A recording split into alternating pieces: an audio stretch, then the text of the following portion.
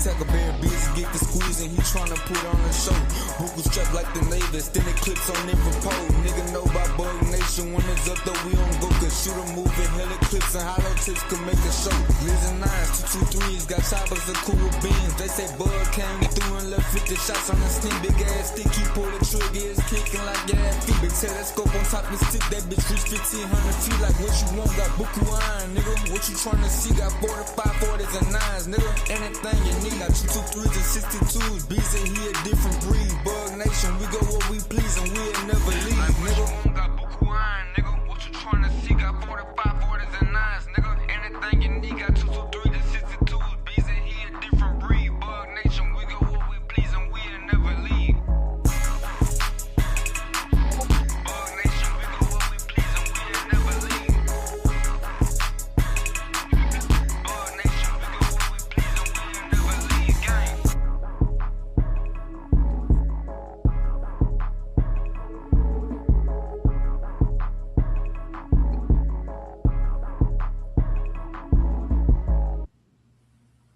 I am not a drug. I am here to fulfill your needs. It is the Tackleberry Beezy. He does it easy. I'm no longer breezy because she's on her kneesies. Yes, sir. Today is very special. Don't pay attention to that thumbnail. Wrong thumbnail. Got to change it. Today is a very special day. And as this special day, I bring to you the most beautiful man on this earth, Dennis Rodman's little brother, that's just light skinned. Tank. How you doing today, Tank? I'm straight. Today is the day that Tank was born. That means his daddy smacked his mama up and said, "I'll ski, goddamn," from the windows to the wall. So sweat. Not exactly at the same. Hey. Not exactly at the same place you was at, but, you know, across the street. Same place by the same name. Wow. Why he wouldn't let me finish my rant? Because it was going to get even worse. This is the, Man, I guess this is the park. This is the Parkland edition. Listen, No, I ain't in Parkland no more, dog. I just got home, dog. that was crazy. That was crazy, y'all. That was crazy. I went to. But I'm saying the full circle, like. I was born at Parkland. Today, my birthday, and then you was there. Really? I'm in Parkland all night. Cool. I was in the emergency room waiting room. You know, the first waiting stage. Yeah. I was in there until about 6 o'clock this morning. They done switched shifts when they put me in the back. You know what I'm saying? Because I was in the back at first, the triage I had fast track, but then since I need to see a provider, and there wasn't the ortho was going to be on, you know, at the place, they could have just sent me home and told me to come back.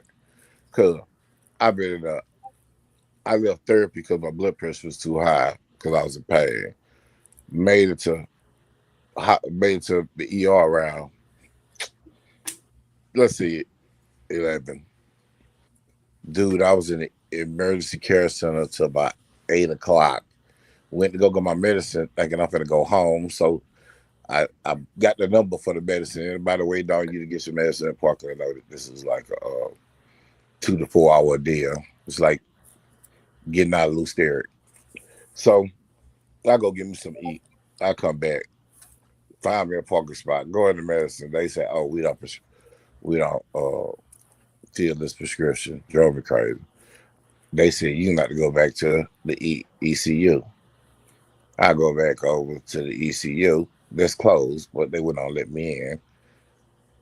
The nurse wouldn't even come talk to me. The PA wouldn't talk to me, the other nurse. Well, she said she can't do it. You need to go to the emergency room. So now I walk around from the ECU to the emergency room. Oh, my God. I've been in the emergency room all day, y'all. I ain't see a doctor until probably 3 o'clock. I seen a specialist from ortho just to get some damn medicine to come home. But anyway, that was my ordeal last night. And at that time, Tank was getting born 49 years ago. I just want to say that. At the time, the doctor was jacking me off. Tank was being born. You know what I'm saying?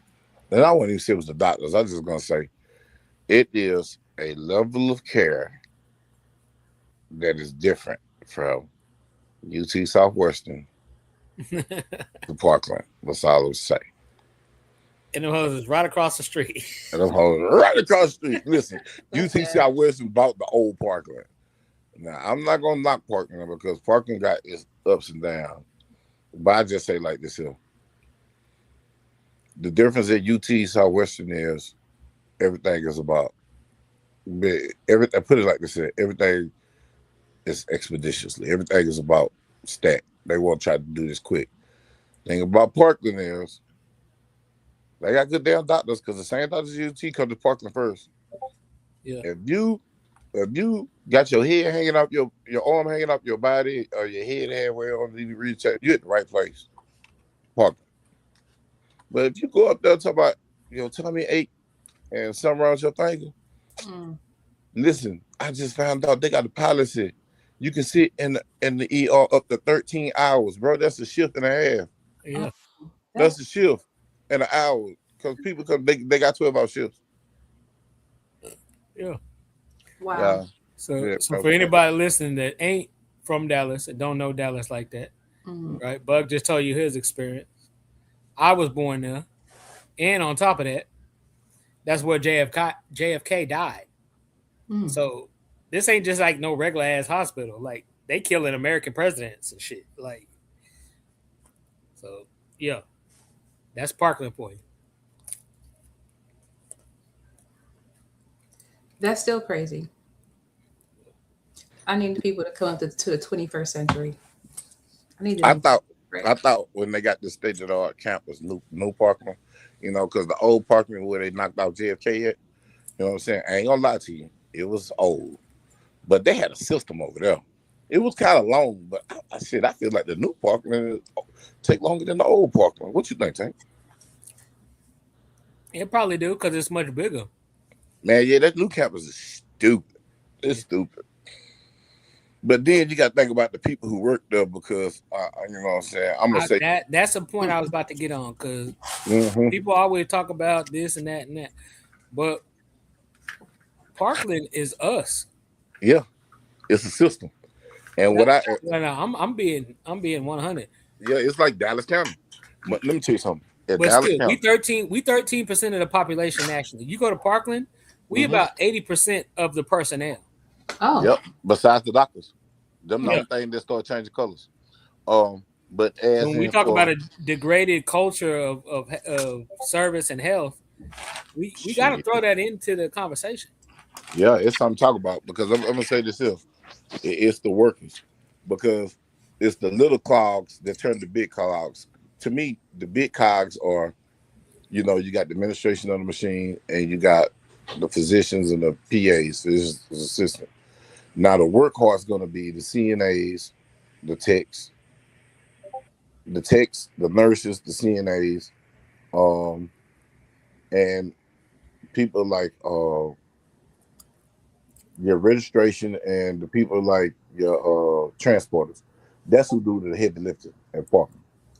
Yeah. You know what I'm saying? Because the doctor just gonna see you, but the nurse gonna do everything else. If you got a good team on the floor and they got a shift and they got if they got a plan and they got a system and that system work, the difference gonna be is every hall got a different damn system. And the systems is not working in conjunction with each other. It's like turning against each other. Like you might go to the ECU, the emergency care unit, and then you got the WISH unit. They're in the same building. But then you got Main Parkland and you got the Moody. Hell, Moody runs smooth. But Moody don't run like ECU. ECU don't run like WISH. And they talking to each other. And to me, like I feel like this here, if I had a hospital, this is how I run it. If I got a one main campus, but then I got smaller campuses, you got Anderson, which you're gonna have urology in other buildings, and you got the main pharmacy at Anderson. I would want Anderson to be able to communicate with Moody, and Moody to communicate with ACS, which is a building out to itself, them surgery people. I would like them. I would have, if it was me, I would have them to be able to communicate with each other to make shit easier. Instead of you tell me I'm at ACS and I got to go to Moody, we're gonna put in a thing, but you got to call this person to check up on it. Yeah. This bullshit. This the 21st century, bro. Yeah. Like we live in the information age. Yeah, we live in the information age. It ain't shit to send a motherfucking email to make a motherfucker. You know what I'm saying? It's click, click, click, click, bang. Then you got my chart. Then how is it I got my chart? You can put it like with my chart, but y'all can't communicate with each other. I got to communicate for y'all. Right. Yeah, that's the stuff that don't make no sense. That sound like Parkland though, for real. Yeah, that's how Parkland is, bro. I ain't gonna lie to you, man. I ain't knock them because when I'm there, I do get good service. Low key over here on my side, I don't think JPS no better. Yeah, I had put it like this here. I'd rather be dealing with Dallas County problems than going to Fort Worth County problems. Put it like that. Tarrant County. Tarrant County. Oh, shit. Bro, Tarrant County. Lord Jesus. Yeah, we ain't even gonna go there. But like I said, I noticed something. Lou Sterick is mainly ran the workers. I ain't gonna say ran. 90% of the workers is us. Yeah. And I seen something this morning. I heard something this morning, and I hope if she ever watched this, she gonna hear me. She know I heard it. These two people just said they was just gonna figure out how not to go to work. And then when that shift kicked in, y'all, I left at 3. So I seen them come in at 6 this morning. Man, I sat in my room, man. When they were supposed to come in there, just say, the little lady I seen that was late came in my room twice, and she was trying. But when I asked questions on what's going on with me, like, you know, they passed the buck. Well, you talked art though. Well, we can't tell you that. How the fuck you can't tell me nothing? And you just read these these X-rays and all this stuff I just took. Mm-hmm. You just seen this pound on the pounder when the girl told me to look at my chart. Why in the fuck do I got to look at my chart if I'm in the hospital right here and y'all there? Right here. Right. Bro, that blew me. That blew me. I was just like, I got so pissed off. Because I ain't gonna lie to you. Denise told me yesterday, walk up out of there. Everybody told me to walk up out of there. I said, nah, I'm here. If I do what I do now, I wouldn't have walked up out of there. I just walked out of there and deal with my doctors. Yeah. You know what I'm saying? But anyway, that's my rant for the day. That's the only reason why y'all don't see my face right now, y'all. My leg's so swollen. I got it in the air. And it don't went down, so with ice pack on it. But let me tell you something, Tank, and I can't say this here. You must go with the school at least the minimum of 2 years to get associates to become a nurse, right? Right? That's Texas minimum. Yes, and clinicals. Yeah, clinicals, right? So, yes. But LVN isn't necessarily equatable to an associate's. Correct. He just talking about RNs right now. I'm talking about RNs right now. I ain't talking about the Brunners. I'm talking about, RN is really the Brunner. What I'm saying is this: they go to school the minimum 2 years to get associates. Yes. They get associates because they really want them to have their bachelors. Mm-hmm. That's when you try to be a PA, physician assistants and all that. Because they got some nurses that's up there with PAs, get paid like PAs, but at the end of the day, the PA get paid. Like the PA started paid as nurses making that pay. So it's nurses that's up there. But this is my deal right here. You got PA nurses. You got nurses. You done went to school for at least 2 years. A nurse should never tell you, look in your my chart. Correct. A tech should never tell you, look in your my chart. Correct. If I'm asking you what's going on, I got hemoglobin, you ran tests. It ain't for my doctor to come tell me because the doctor is to give the diagnosis. But you can tell me what that test was for or what that test said. Oh, we got to wait on the doctor. I was like, man, that's some bullshit. But they don't know I know nurses when I just call and be like, hey, look, what this mean? What this mean? Break this to me in our terms. And then they break, oh, they just did this test. This test right here to see if you had this type of bacteria to see what. I said, see, why the hell they couldn't just tell me that? Yeah. But anyway, I'm through random about Well, this. so let me ask y'all: is there a topic tonight? Nah, it ain't even no topic. Tank, it got messed up, bro. We had a topic in plan, but I ain't gonna fake on you, bro. That, bro, I was in there over 24 hours, bro. Yeah, It's yeah. everywhere. I get what you're saying. 2 shifts. It threw me out. To be honest with you, no, I wouldn't even did the show, but today is your birthday. And when I was on my way home, I was talking to Denise. And Denise, what time I was talking to you when I was on my way to the house? Oh, is that 4? I think. Well, maybe 3. Maybe I don't know. It was like I'm gonna say 3, 4 something. I'm in the car on my way to the house. It was 4 or 5 something. Yeah, about 5. Because what's called was on her way to work. She was dropping off her daughter, so it was on her way to work. So y'all, I had been in the hospital since 10 Yes. Morning. yesterday. 10. Mm-hmm. My appointment was 10:45. I made there like 10:25 A.M. a.m. Left, went into therapy. When they called me into therapy, because you got to sit out there for a while, so I think I sit out there about 10, 20 minutes. So by the time I get in there, I sit on the machine to turn my feet on the bicycle. I told her what pain was. She checked my blood pressure. Man, look, my blood pressure was like 174 over 125. Yeah, I was in pain. And then there was like, what? And guess what all this was behind, bro? All this was behind. All they had to do was just prescribe me some damn hydrocodone. They prescribed me one time. They prescribed me this new drug, Genorvix. It's a painkiller without opiates. I get it. Okay, cool. But let me tell you one thing I learned about drugs. Opiates, most opioids, that'll be your Oxycontin, your Vicodin, your syrup, and all that stuff. Yeah. That's the equivalency of heroin. Right. Heroin is a body drug. That means your body get addicted to it, not your mind. But the hydrocodone take longer to get addicted to it than if you were just popping morphine or oxys. You hear me? If you run around here popping Roxys and you out here with oxycodone, them perk 5s, 10s, and 20s and 30s, you're more susceptible to becoming a junkie than somebody that's eating hydro. But it all stems from this mind power. I don't chew hydros.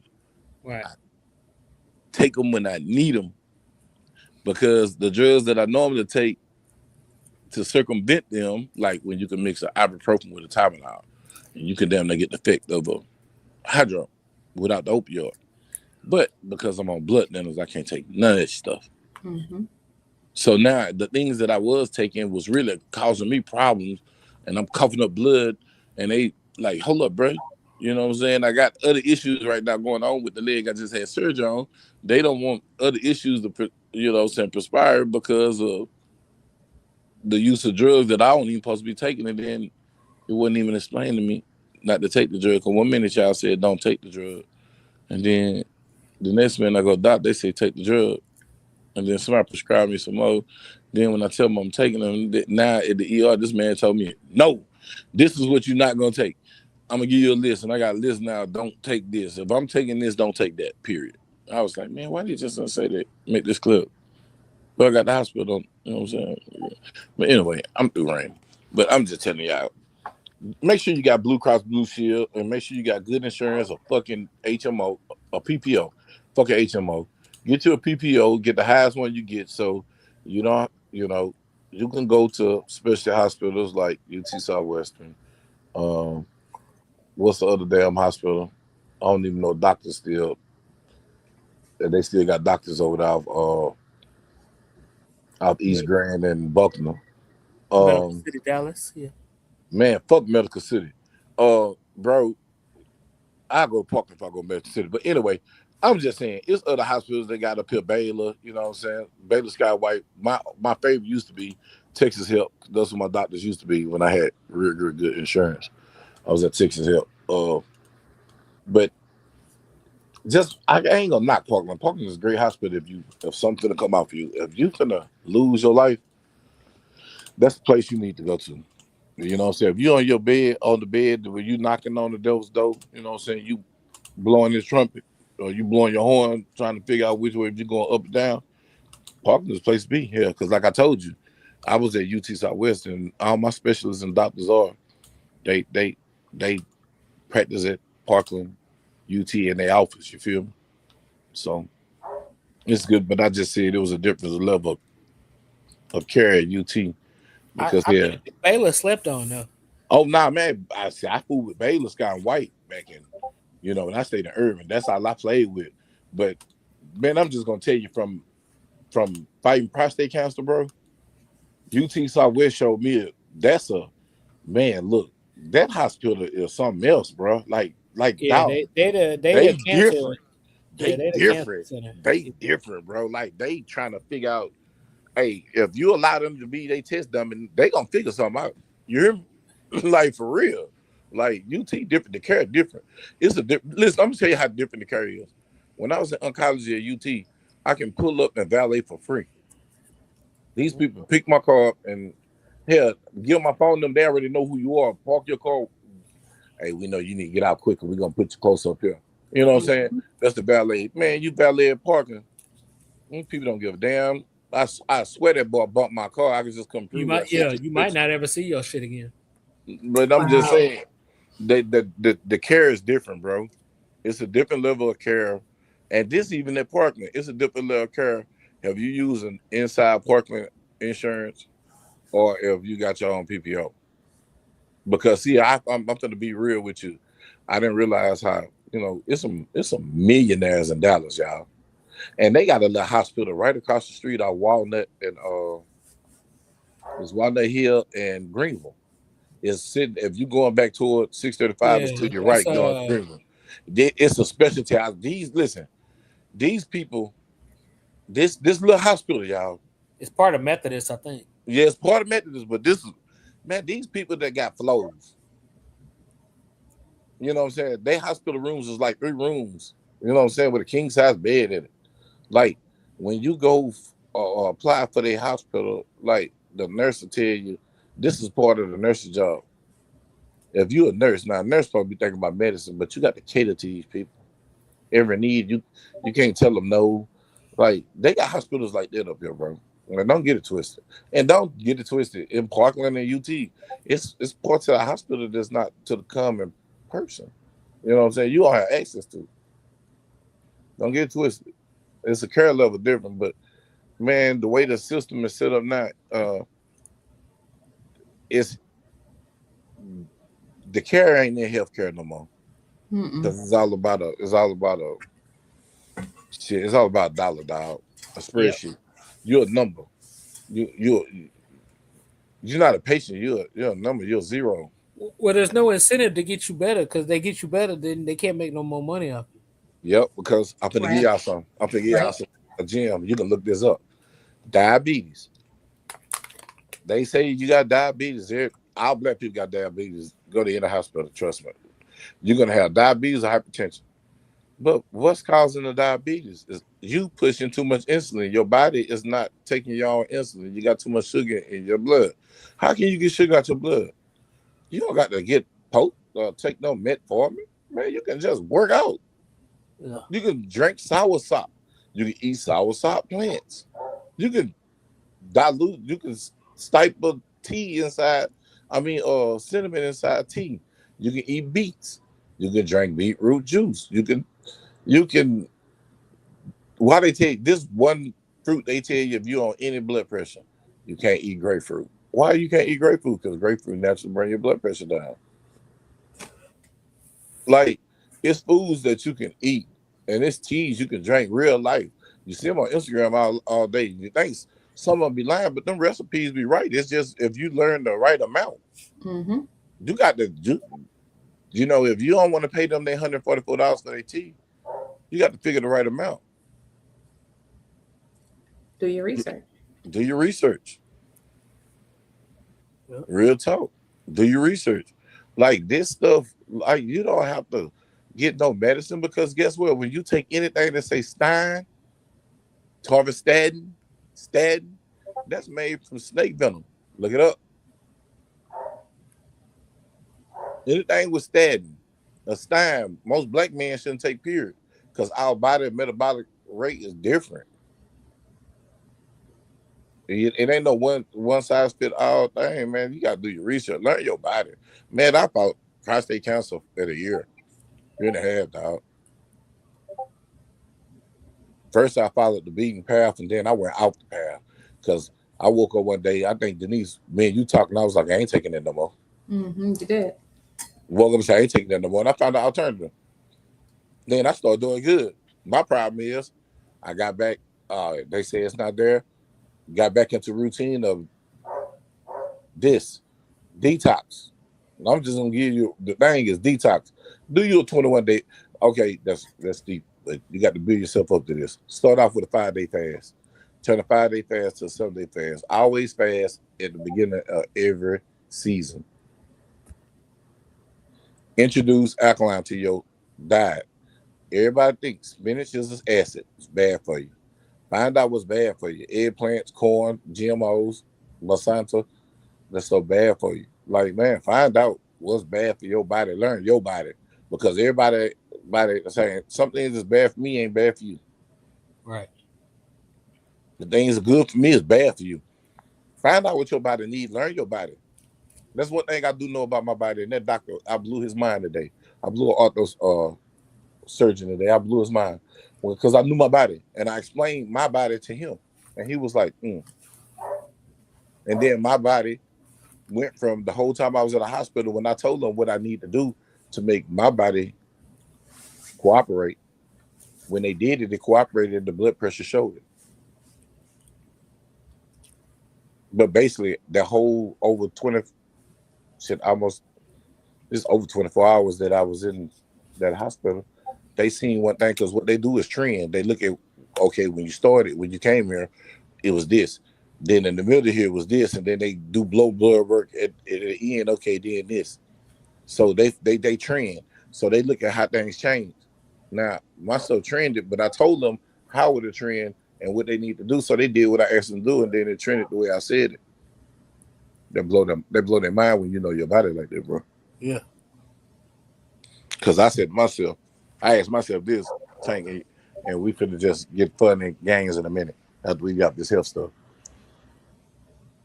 If something must be miraculous about my damn body, because you just took down there 20 vials of blood at this clinic, and then this clinic done took more blood than the last clinic, but y'all doing the same test that you're telling me when I look at my chart, it's the same test. It's the same panels. Not making sense. Yeah. See what I'm saying? That's just saying, like, okay, that's not making sense. What is it about my blood? What is it that you're trying to find out? What is it that astounds you that you're not telling me? Right. So now what Tuckerberry knows to do now is Tuckerberry is going to be disciplined. Y'all, when I found out I had cancer, bro, I cut off all sugars. I watch high fructose syrup consumption. I don't eat ice cream, period. I don't drink dairy. Only thing dairy I have is cheese, and that's just a drug. Because if you really look at the way cheese is made, that's really Yes. like people look at sugar and Opiate. think, yeah, you think sugar is an ingredient. Let me tell you what's more addictive. The most addictive drug that they'll never call a drug is sugar. It's sugar. Sugar is more addictive than cocaine. Man, people will not give up their sugar. They gonna eat their Jolly Ranchers, they little snacks. You know what I'm saying? They gonna eat they little peppermints.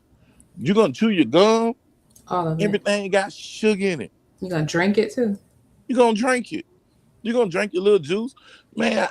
Man, let me tell you something, bro. I went a whole year drinking green tea and chamomile tea and hibiscus tea to control my blood pressure and cinnamon. And when I wanted something sweet, I sweetened with honey. And bro, I had did a whole regimen, and I'm gonna do that regimen again because guess what? I lost so much weight. I felt good. I slept good. I wasn't heavy. You know what I'm saying? I started slinging that thing good. You feel what I'm saying? Like, whoa, hold up. Now this a whole different type of workout. But I'm just saying, like, dude, when you detoxify your body of all these impurities, and then just be honest with you, we going to the supermarket, ain't nothing but the poison stuff. Because everything is allowed now. Man, how much I looked this up. Drumstick is not considered ice cream no more. I did this the other day. Drumsticks is not ice cream no more. Yeah, me and Denise was on the phone yesterday and today. She looking up ingredients. When I call out of medicine, she looking up the ingredient and what the Right. medicine do. Mm-hmm. Now, listen, I love drumsticks. Drumsticks used to be ice cream. That was the ice cream on the cone. That is a frozen dessert. Look and read. If it's a frozen It is. dessert, It said now it's legally labeled as a frozen dairy dessert rather than ice cream. because there's no ice cream in it. It's paste, gum, byproducts, molyglycerin, Mm, glycertide, or whatever it's called. Man, anything you hear glycertide, glycerin, is not good for you. That's byproduct of the petroleum market, bro. mm, mm. Man, that stuff is you one step from having the same ingredients in shampoo. Plastic. Anything. Man, I found out I was eating a snack cake from a little girl. I ain't gonna say no names, so they can't say that. You was talking about her? Yeah, they can't sue me. Mm. But look, I'm gonna tell you, it's a little snack cake, a little girl, a little dress on, little stinky butt. Man, ain't nothing that little girl make is your friend. She ain't your friend. We used to make this joke. If you go back and taste it, nothing tastes the same. They changed the recipe. Do y'all understand that they put sawdust in certain snacks, and because it's sawdust and made of wood, it's called organic, and it replaces flour as a filler. Mm. And you're eating wood. What you know about that wood? Right? What you know about that wood? You got that wood in your mouth and don't even know it. At You got all. wood in your mouth, don't even know it. And you ain't even know it. Ain't that what Rocco said? You ain't even know it. This is not great. Well, it is the Food and Drug Administration, so they Yeah, and have to make their money. and the shit that they saying is legal. Hey man, them the same people that just turned down, man, what the Food and Drug Administration just shut down. They just said that people can put it was something in food now. Man, this is the same people that said it was okay for Monsanto to GMO food to make food without seeds and stuff. Like it's hard to find heirloom foods and stuff like that, man. But I don't know. I ain't finna rant all day, but I just want to But just you know bring it what? to I'm not. I don't even think it's nefarious like that. So I'm gonna take up for the GMO crowd. Like I don't. Yes, there's a profit motive, but Hmm. there's a profit motive in everything, right? Uh, so putting that aside, like I think they're problem solving for a problem that a lot of people don't really understand. or they problem solving for they because the problem they fucking made. I Cause mean, some okay, I'm gonna what give a lot of this. I'm people gonna give don't this take here. into account is population growth in the last 40 years. There's population growth, and then there's ways that they want to reduce the cost of the ingredients. However, at what expense? Because a lot of these ingredients, it don't seem like it would be healthy for our bodies. And if we're consuming these things, No, we may not know what they are because we're not doing our research. Then we have our bodies have a reaction. We're going to need medication. It's like a cycle, Yeah, but I and mean, it's we right have pushing to do you our due to the medical diligence field. too. right Hmm. now in Hmm. June 3rd, 2026, Hmm. we do not have enough resources to produce enough food, Hmm. baseline food for the population that we have. I don't think a I lot mean, okay. I don't think a lot of people realize that. And Understood. this is not like a this happened on June 2nd of Hmm. 2026. It's This been. goes back like 20 years that we've been upside down on that equation. Hmm. All right, so I'm gonna ask you this question. Mentos and all them of the world, they're solving for that problem. And they're taking some unethical or not, I'm not even gonna say unethical. They're taking some non-linear solutions to that, like GMOs.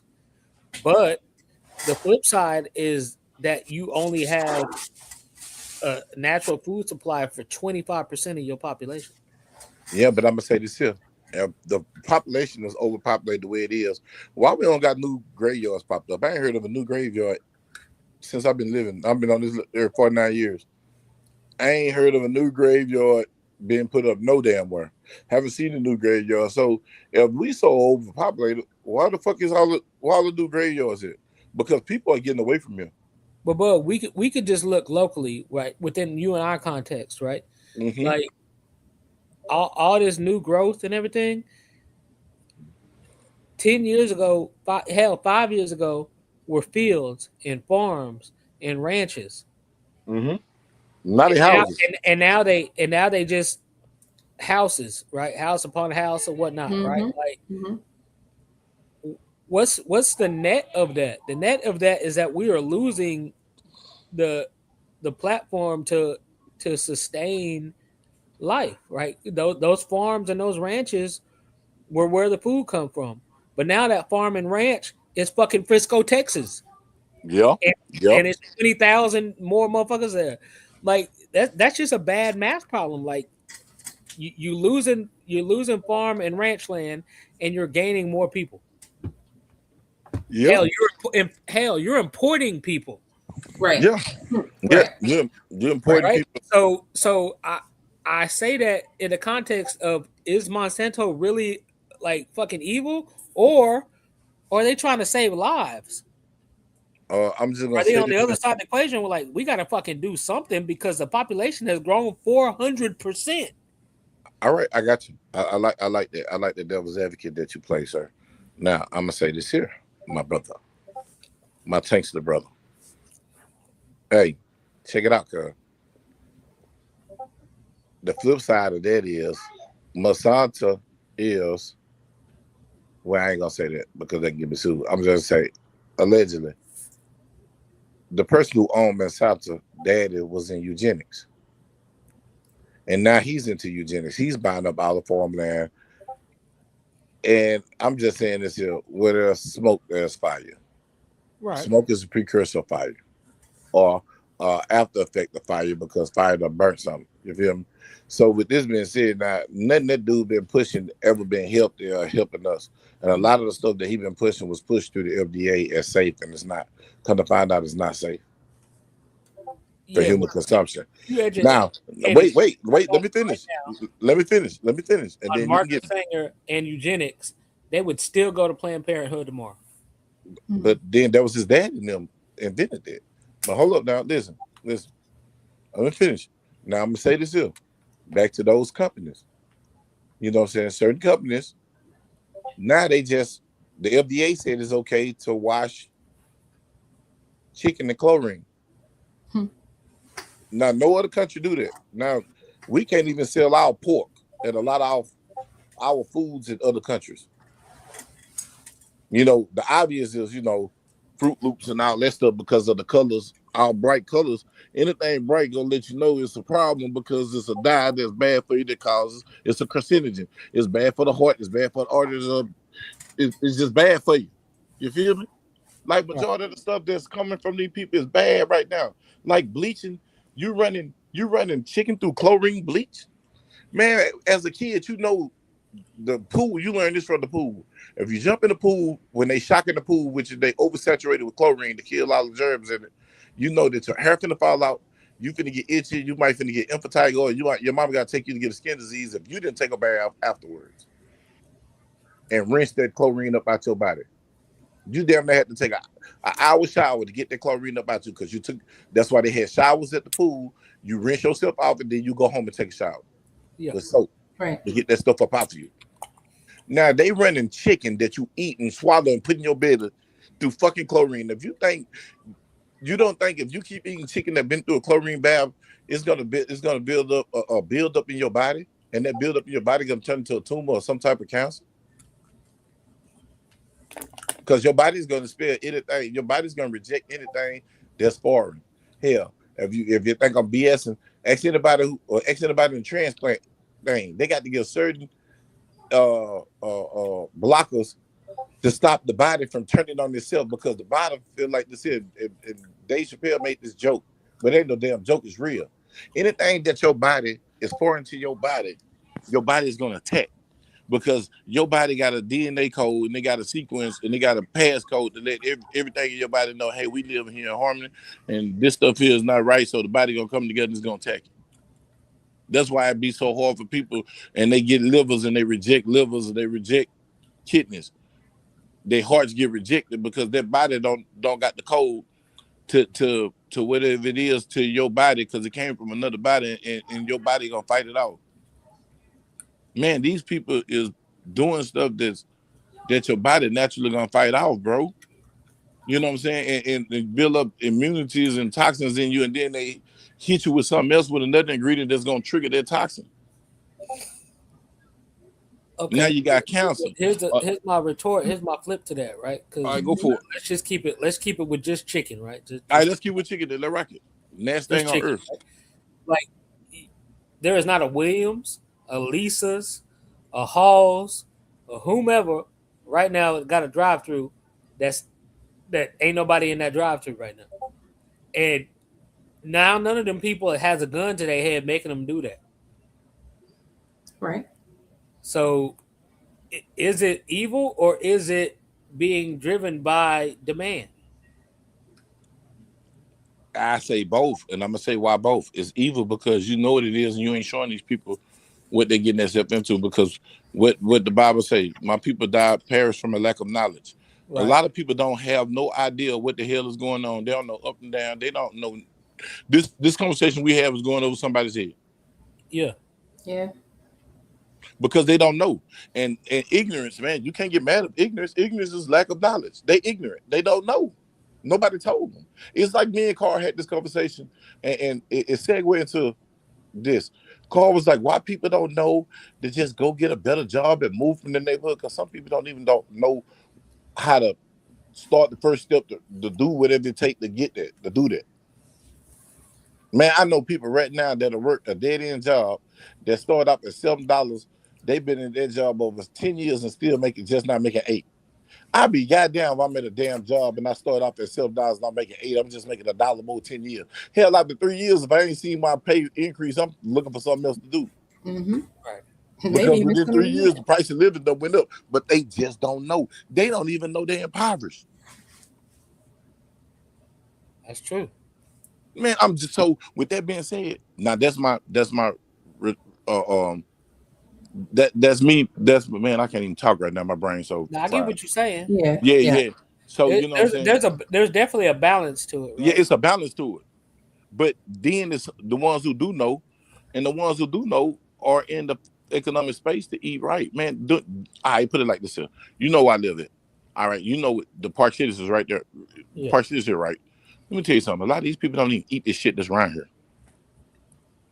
Do you understand, dude? I got a neighbor. He cool as hell. Do you understand? This man got a chef that come to his house. Mm-hmm. And the first time I heard about a chef was me hearing 2 Chainz, because 2 Chainz got ulcers, and from doing certain drugs and mess his stomach up. 2 Chainz eat good in a mug. He don't eat what we eat. He don't eat. They don't drive around and pull up and get something to eat. Only people that pulling up to get something to eat is poor people. Because think about what I'm saying. Good alkaline water costs almost $10. Right. Because this is when you know your alkaline water is good. It's in a blue or green glass. Those colors mean something. Look it up. I ain't gonna give you all the drizzle, but I'm gonna give you some. Tinted glass means something. Blue glasses, green glasses mean something. It's a frequency that comes with those glasses when you put things in them. Copper pots, copper cups. Stuff mean stuff. Because when you put certain water in copper, the copper do something to it. The frequencies change. So with that being said, child, why is it that a blue glass or green glass of water, artesian water with real minerals, there's not dead water, as the Japanese say, we have dead water that's not distilled and filtered out, but got minerals and got vitamins and stuff that you need. Why is that $10? Right. But you can go get Arizona for $1. cheap equals And not what it healthy. got in it? Sodium bicarbonate. It got you got high fructose corn syrup, sodium, something else sodium, something else sodium, and it's sweet and it's good. But that bitter artesian water that's good for your body and replenishing your body, it costs $10. Yeah. A Big Mac. Everybody know damn well I haven't ate a chicken nugget. I'm gonna tell y'all last time I ate a chicken nugget, y'all. No BS. I stayed in Irving for 17 years. I stayed in my house in Irving for 12 years. I had a chicken nugget fall inside my old Charger. Got a newer Charger. That car sat in the garage forever. We didn't even sit in the garage. Just sat down the street of my neighbor's house because he was fixing it for damn near 3-4 years. That car kept sitting up for 5-6 years at a time. We had a nugget in there. Then I had my old school Blue. I had some French fries. Y'all, Blue from Irving, staying in Irving, moved to the north, found a chicken nugget in the Charger and found French fries and Blue. They came from McDonald's. This is what made me stop eating McDonald's. I stopped eating McDonald's like 8 years ago. I looked and found that chicken nugget. That chicken nugget looked just like a brand new chicken nugget you buy. The difference was that baby was rock hard. I picked up a French fry. It looked just like a brand new French fry, but it was rock hard. Uh, Braden, my banana man. Banana man is 10 years old now, y'all. Banana man's 10 years old. Banana man left a cheeseburger in my Charger when he was a baby. Little bit of pretty boy. I can show the pictures from here to now. When I just pulled that charge back out, probably like last year, when I pulled that charge out, you remember when I pulled the charge out, Denise? Yeah. I pulled the charger back out and I found that baby burger up under there, and that baby burger was well preserved, looked just like the Mm-mm. burger when we bought it. And I threw it away. I said, man, they were banana men. I remember the day I bought the thing because he hid it from me because I told him to stop eating in my car, and he got mad and he hid it up under my seat. So if they got stuff out here like that with preservatives from the petroleum industry, and they using this industry and they making gum and stuff like this stuff, byproducts of the petroleum industry, even textile industry, and feeding it to us as food to make a profit. Man, something wrong with it. Something wrong with it. And I can say this here, that goes back to the energy drinks. I was a monster drinking boy. I used to drink a monster. Man, we catching diabetes, sleep apnea. Man, I just found out I got fucking sleep apnea at the fucking hospital today because I'm hooked up to a fucking oxygen machine, and that baby kept waking me up like beep, beep, beep, because I wasn't getting oxygen in my sleep. Now I got to talk to my PCC. Tomorrow, I'm going to go up to the doctor's office and talk to my PCC about doing the sleep test. Right. Wondering why I'm so tired. Why I got these black bags up in my eyes? Why I look like a raccoon? Is it my allergies? Why I'm not getting rest? I done slept for 10 hours, but I ain't sleep. I ain't getting no rest. That guns don't know, you just said to sleep. Then they got these 15-minute cities. Right. Like, man, say, Real close. bruh, it's a lot going on, y'all.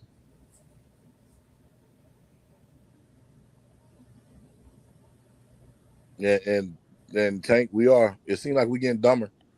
And the phone make us dumber because I used to spell stuff, but the phone auto spell stuff for me. I don't have to think and remember how to spell nothing. Or if you're not typing and you don't got auto typing in your computer to come up when you misspell the word. So I've been turning all that stuff off on my phones, bro, because I got to remember myself. And I started remembering phone numbers like we used to do in the 90s. You remember that, Tank? Oh, yeah. You remember we had a black book? Remember that. Yeah. Mm-hmm.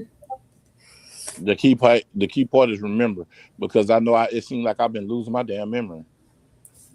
Yeah, I've been losing my vocabulary. I'm like, damn, I'm not no damn dude. I'm an astute young man, and I have extensive vocabulary. I really don't have to use cuss words, and I can articulate myself very well. Then when I start forgetting what to say, I'm like, man, what is going on? And then I had to look at my diet.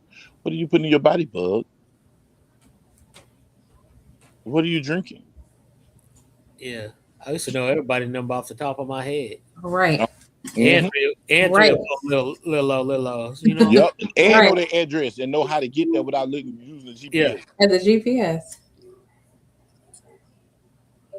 And Squad most business, people, dog. so most people that use GPS heavily are not Mm-hmm. the kind of people that really move around a lot. They're the people that have been living in that city or where in their locale forever. And don't know the So, back road. yeah, like how you live in the metroplex for 30 years and you still need GPS. Yeah, squad business. Because I'm gonna tell you something. I tell somebody this. It's 3 highways you need to learn. If you live in Dallas, learn 635, learn Loop 12, and learn that 35 is gonna go north and south. Then Yeah. you're gonna know 635 gonna go west and east. And then you know I-20 gonna go what? West and east. Right. You feel me? So west and east, I-20 gonna can take you back to East Texas, back to Louisiana, or it can take you straight west to New Mexico, And then to El Paso. learn your major thoroughfares too. You know what I'm saying? Yeah, Not yeah. the highways. You know what I'm saying? Learn Right. learn Forest Lane. Learn Camp Wisdom. Learn Ledbetter. Learn Buckner. Yeah. Learn Adelia. Adelia turn to Buckner. Yeah. You feel me? Learn Skillman. Skill me. Right. Learn, Skill me. learn, learn, learn them streets. Nigga. Learn Camp Wisdom. Learn Cocker Hill. Learn Westmoreland. Yeah. Westmoreland turn into what? When you get closer to downtown. Mockingbird. Yeah. Mockingbird. It'll take from West Dallas to the north, to the fucking Park Cities. Back to North Dallas, back to Garland. So you know what I'm saying? Like learn how streets ride because I don't get on the highway. I jump on 75 to exit Fitzhugh and ride Fitzhugh to Wycliffe to Maple to Parkland. Yeah. I don't have to get on the highway to get to Parkland. I don't have to get on the highway to get nowhere in Dallas. Even if I want to go to Frisco, it might put an hour on my trip. But guess what? I don't got to get on the freeway because I know the back roads. A lot of people don't know nothing but the freeway. When I see red on my map on that GPS, I know to get the hell up out there. I don't even got to see red. I can just see the way traffic move. Oh yeah, they I'm know gonna I'm hit Not taking Hillcrest. that. I'm gonna hit Preston. You know what I'm saying? Like, hit Court. If I'm finna go to fucking Fort Dallas, I hit Court Preston. yeah. You know what I'm saying? If I don't want to get on the tollway, man, you can ride the service road all the way down. No. Or Just you can know- ride Marsh Lane. You can know ride how to Marsh get out. Lane to get all the way to Frisco. Yeah. You feel what I'm saying? You got to know how to maneuver. But anyway, it goes back to it's just getting back to these phones making us dumb. These phones making us dumb. We eat bad, and then we wonder why we got diabetes. And then Everything learn else. one thing about diabetes is your pancreas make diabetes. Pancreas. If your pancreas is under attack, because your pancreas regulate the sugar. Lay out these sugars. Because think about the sugar that we put in our body 9 times out of 10 is high fructose corn syrup. Dude, I'm going to get a surgery to get this mass moved off me because it's a spot of hot fructose corn syrup congregated up under my arm. And my body didn't know what to do with it. They didn't know how to dispense it. So it put it in this one spot. So what you saying is you a sweet ass nigga right now. No, I just got sweet. I got sweet one spot. I'm just sweet in one spot, dog. That's all, you know what I'm saying? And maybe 2 spots, you know what I'm saying, on my neck and on my arm. You know, I'm a little sweet in them 2 little spots right there. They'll turn to a little bass, look like a lymphoma. You know what I'm saying? Non-cancerous, but it ain't nothing but damn bad fucking food that I was eating. Because I used to eat bad, bro. I was a snack cake eating ass dude. I wanted to eat processed food. Y'all remember that cheese whiz to spray in your mouth? I spray that shit in my mouth. Gosh. Bro, that sound big as hell, bro. That sound like some Simpson shit right there. I did used to do that, man. I used to be in my porta potty truck with that cheese whiz eating crackers. Listen what I just said. I'm in a We porta did potty not truck. like that. Yeah. Yeah, but Yeah, I'm come just saying, but I'm just gonna tell you, I had appetite, nigga. But nigga, I can go look at, I can see big old pieces of hummus in your poop and jump right in that truck, wipe my hands off with some hand sanitizer and them Clorox wipes, and eat a sandwich. With the smell of that truck, where it don't come in the truck when you got the windows up, but if that window down, oh, it's gonna hit you. But you still smell that smell, gonna eat my food. Like, and people used to be seeing me driving, eating, be like, what the hell's wrong with him? Shit, nigga, that's ain't finna stop me from eating, nigga. Shit, nigga, I'm hungry. I need fuel. Nigga, do you understand? I got to climb this truck and tote this 5-gallon bucket. I swear my arms had started getting big, slinging them hoses. But I'm just saying though, bro, like, no, man, we eat bad, bro. And we rarely eat good, man. I tell anybody, man, at least eat good 3 days out the week or 2 days. And then we think the things that we think are good in the salads and the broccolis, hybrid. That's man-made. You know what I'm saying? These carrots, man-made. Not the bananas, man-made. It's been engineered. Like when you start going down the rabbit hole and you learn stuff, bro, you be like, wow. You start changing your mind. You change your mind, but then you get lazy again. Cause remember, I was eating good when I was fighting at council. You couldn't bring snacks in this house. Anything that I couldn't eat, you couldn't bring it around me. It wasn't allowed in this house. And I was kind of mean because everybody like, man, you wrong. Everybody got to eat like you eat. Well, yes. If I'm the man in this house, yes, you're gonna eat like I eat. If you don't eat like I eat, you can go to your mama's house. You can eat how you want to eat. But we eating like this because I have to be disciplined because I'm fighting something. And I might have saved your bite that year that you ate good like me. Hell, you know, I had went like a year without eating meat. Man, my brother been working on 2 years not eating meat. Yeah. And his diabetes, all that shit. 1 minute he got sugar and all this stuff. The next minute he don't. He eat kosher foods. Everything that he buy got to be kosher. And guess what? By him just taking the time and looking at the kosher aisle, which it ain't that damn big in the store, y'all. No store, the kosher aisle ain't that big. No, at all. But it's highly maintenance. You know what I'm saying? What I mean is a lot of people always, because the ones that know, they know. I had to notice that because I'm around a lot more high level and elite athletes than the average person is, right? Like, and I've noticed one thing consistently about them is they don't eat trash. Like, nope, can't afford to. They all eat good. Like they all eat as fuel for their body. You know what I'm saying? Like we be in the locker room with the legends after the game, right? So you talking about like 2 or 3 of those dudes are legends and Mavericks at the same time, and so the team like every game has like I don't know they got a hell of a budget, but like they just have a spread like all kinds of food, and the players never eat that shit.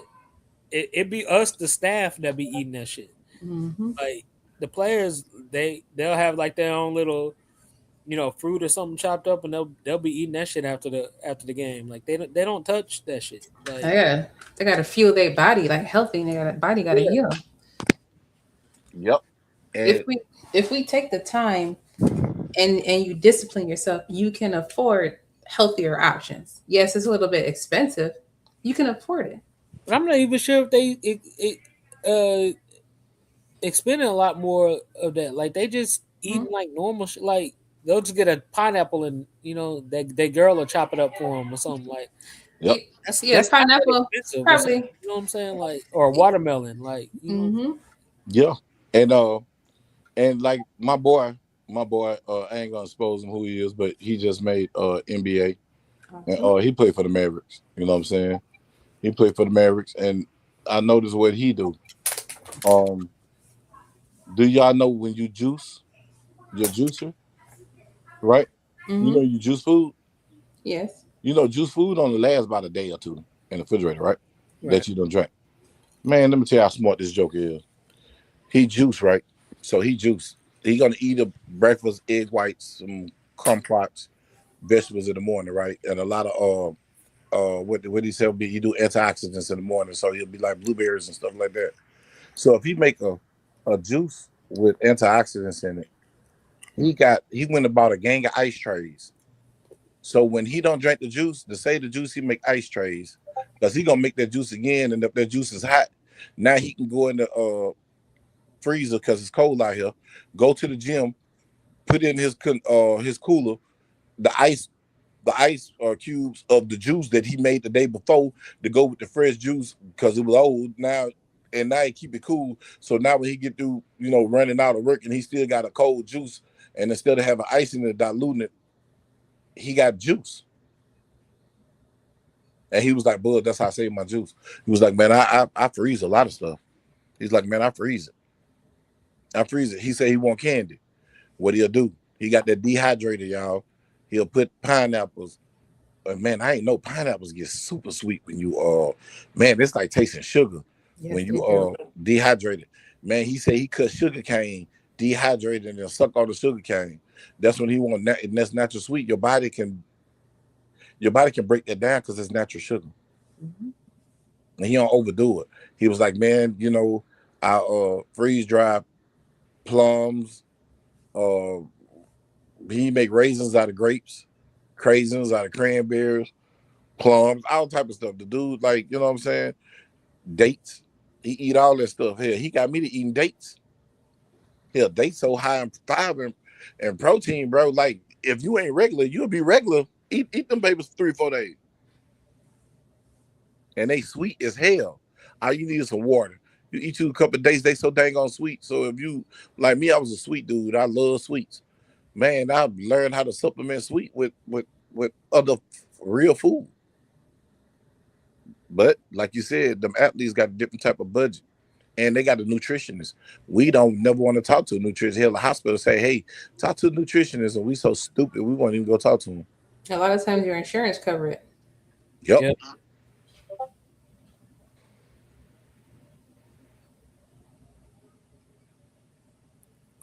Help the few options, but yeah, man, that's all I'm saying. Just try to get help. I'm trying to get help, y'all. I'm trying to be here for my grandkids. I want to see them get married. You know what I'm saying? I want to see them have babies, and I'm pawpaw now. I'll be G pawpaw to my grandbaby, G pop. Right now I'm pawpaw. I want to be G paw, great grandy, great pawpaw. You know what I'm saying? Like I want to be around another 40 years, see my babies have babies and go through life. You know what I'm talking about? Right. Yeah. It's a lot of girls over here, man. Right. That's the goal. Like a kid that came from our program, he hadn't been with us in a few years now, but I see him around or whatnot all the time, and he's a good kid. Like he's very respectful. He's always like, "Hey, coach," or whatnot. Like I'll chop it up with him, whatnot. Like I see he just posted yesterday or the day before he got offered by TCU. Like, that's good. yeah, bro. I'm so fucking proud just to say I know this kid, man. Like that's big, man. That's a D1 program, bro. Like that's big shit right there for real. I just told my partner that. My partner, girlfriend, daughter graduated Mesquite, where they had that fight in there. They said it was Garland, but they were Mesquite. She graduated at last Saturday where that little boy whooped his daddy because the daddy didn't like the fact that the little boy was a little sweet. You know what I'm saying? Yeah. And that boy that knotted his daddy up. I got the pictures. Y'all want to see it? I said, yeah. Mm-hmm. Oh yeah, I got it, man. That boy daddy looked like he had been in the ring with Tyson back in the 80s, dog. The way he would knot it up. Mm-hmm. You know what I'm saying? Just because he was against the boy being a fun boy. Man, look, my daughter a freak, so she probably got girls and boys. I don't give a damn. My thing is this here. In my household, I don't play that. Would I say you can bring your person over here, but just don't be disrespectful. Right. Because I understand that y'all in love or whatever, but you can't do what a traditional man and wife do in my house. As long as you respect that rule, I don't give a damn. Hell, my little sister, Giz J. Bird, that's my little sister, brother. I love her to death. Love her to death. Hell, she caught both of us in the hospital today. Shit. One day she a girl, 90% of the time she a boy. Right. Feel me? Hell, her little girlfriends or whatever. We cool, but they not disrespectful. They don't be disrespecting me because that ain't my thing. There's certain things they do in front of me, certain things they don't. Now, we have crazy conversation because that's just what we do. But It's just certain actions they not going to do in front of me because she respect her big brother. And I respect her. There's certain things I'm not going to do in front of her. You feel me? Right. Yeah, but other than that, my son, my one and only fucking son, you know what I'm saying, natural son, because I got sons. but my natural boy. Hell, even my shit honorary son Bryce, that's my boy. Shit, fuck that. You know what I'm saying? If he come and say pops and he's super thug ass, he come tell me, yeah, dad, this my boot thing, and to show me the little dude, hey, what's up, little dog? You know what I'm saying? Cool. Hell, Markel can come tell me, Dad, I'm gay, which he ain't, cause he asshole. But Daddy, this my little yeah. And I'm like, shit, what's happening? What's happening, player? You all right? What you do? Cool, man. Just don't be disrespectful. What you mean Yeah, by that, sir? Let me break it down to you. Don't be acting like a sissy. You know what the fuck it is. You know acting like a sissy mean. But yeah, be you, shit. You know what I'm saying? I understand what you do, but you don't got to be extra. yeah. But That part. but if that's your personality, I'm gonna accept your personality. I ain't finna try to tell you change who you are. Yeah, you've been a sissy your whole life. I can't tell you that be a I sissy, but don't if really you, think it's an actual personality. I think it's people playing a role. I don't know. I ain't trying to find out. It's like I think it's like an aesthetic, right? And they Yeah, appeal by that aesthetic, and so they emulate that aesthetic, which is some whole shit, yeah. right? But But it hey, ain't got nothing to do with the actions. It's the fact that you allowing yourself to be influenced like that, right? Like, I don't care. I don't have no. I don't have no. I'm not for it. I'm not and against when it. you start changing your speech patterns and shit like that, and like emulating other shit, nah. It to The- me, it don't matter what you emulating. That's just some whole shit, and I'm gonna be on your ass. Well, we now y'all understand That's the just me feelings of like. personally, how I Yeah, see I'm that. just gonna say that. Y'all understand. Let me get this damn card because I want this bitch to cut off on me like it did the other day. Um, that's what Tank say. I Yep. get it. I get that, and I understand that because man, man, it's values and certain Whatever things. you into, just be yourself. Yeah, If you be yourself. acting like somebody else, then I'm gonna call your ass out. It ain't got to do with you acting like this or you acting like that. Nah, it's you acting like something else. Like that's not who you is. Don't take on don't flip no don't flip no straight shit for some gay shit. A chameleon. Don't be acting. Just come as you are. Like I don't what Kurt Cause Cobain in, say, come as you are. Right. cause at the end of the day, I don't give a fuck. Right. That part. Yeah, I don't give a fuck. Like But shit. I don't like some old act ass nigga. Who the fuck is you, Denzel nigga? Fuck out of here. Go train today, Yeah. nigga. Listen, What? just Fuck out of here. if you scared to be you, you got an even bigger problem. That part, right? Hey, you know what though? And this is so crazy. I was having a discussion with somebody at the hospital last night because I had got frustrated, and I learned now that Hmm. you know what I'm saying. I even told my doctor this, but one of my nurses this. I can complain. What the fuck are we complaining for? What's the solution and the resolution? You know what I'm saying? I'm more that base. So I'm looking for the solution and the resolution. I ain't trying to be fucking angry of the situation. Fuck the situation. Okay, I understand this situation, this is what it is. How do we change this? You know what I'm Yeah. saying? So, and I don't do it angrily. You know what I'm saying? I don't do it angrily. Then hell, I made a doctor understand me when I showed him the text. He was like, "Oh, I said, I'm just looking for a resolution, man. I ain't trying to, you know what I'm saying?" He was like, "I get it, I Right. get your dilemma, but guess what? We can't fix it. So let's talk to the doctor. The doctor can fix it. The doctor fixed it. I'm not mad. You feel what I'm saying? I'm not mad. The doctor fixed it. He fixed it, but they had to understand where I was coming from.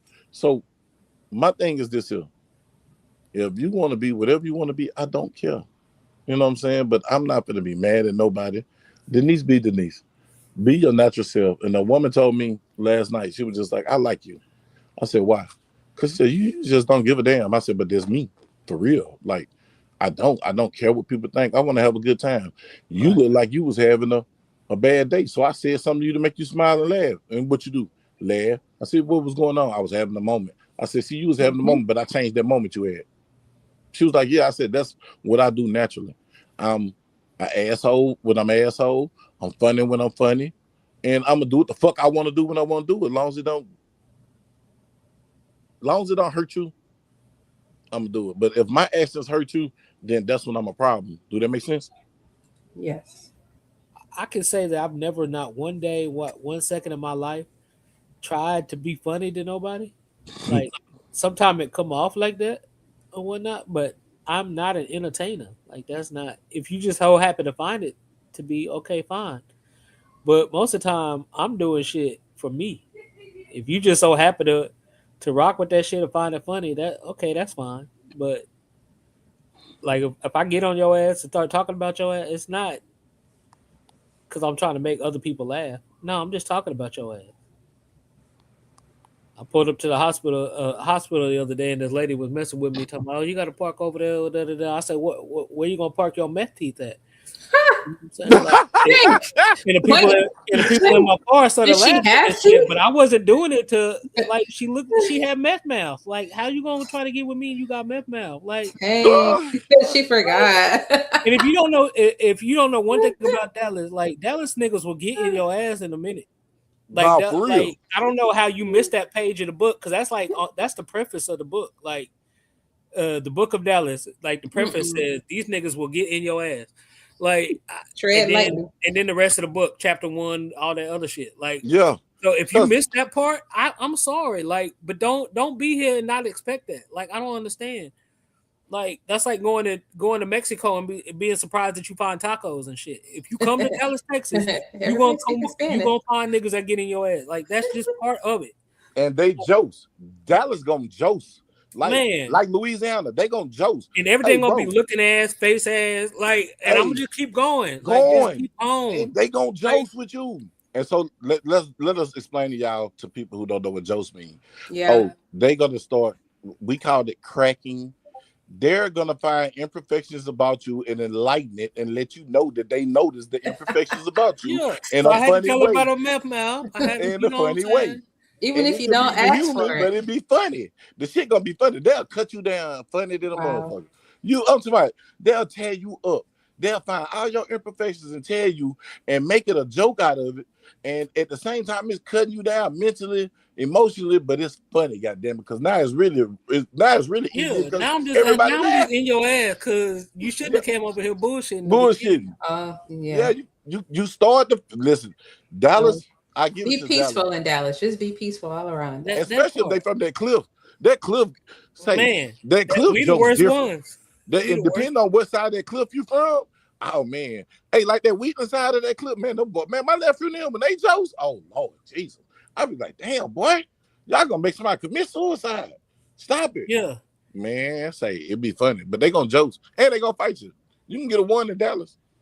Now Louisiana, you gonna get shot. Yeah, I mean, if you want to knuckle up, then that'll be what it be. But... Yeah, I get the Dallas. They still got people out here that'll square up with you. Now you might get jumped if it's 10 of them because the rule is one for all for one. You should have knew what you were doing when you called that fight. Mm-hmm. Yeah, you called it, and now you're gonna get packed out. That's on you because you're stupid. You should have came prepared. Even numbers. But it's weird because I'm over here now, and these stop signals, they different. Like they don't move like that. But oh well, like oh come on, stop six gonna fire you up. Yeah, my little sister from Eastwood. My little sister punch you in your mouth and shoot you at the same time. I'd be like, damn, how you do that Matrix shit? Bow, they be bing pop, bow, bow, bow, bow, bow, bow. They gonna spur you and shoot you. You know what I'm saying? I'll probably give you a 2-piece there up and. I'm like, man, what? I thought you was fighting. You led. I led with the punch, but I finished with the pop. I was like, girl, you stupid. You know what I'm saying? She's stupid. Like, yeah. Said, man, it's different over here. I said, yeah, I see it's different everywhere. I said, here, you go to West Dallas, everybody try to punch you, especially old West Dallas. Not this new West Dallas that's gentrified, but old West Dallas, everybody punch here. Everybody punch. Hell, some of the greatest fighters come from West Dallas. My son, granddad is Cedric Rose. Cedric Rose could have been in the NFL. Yeah, but he in the penitentiary punching niggas. And both hoes.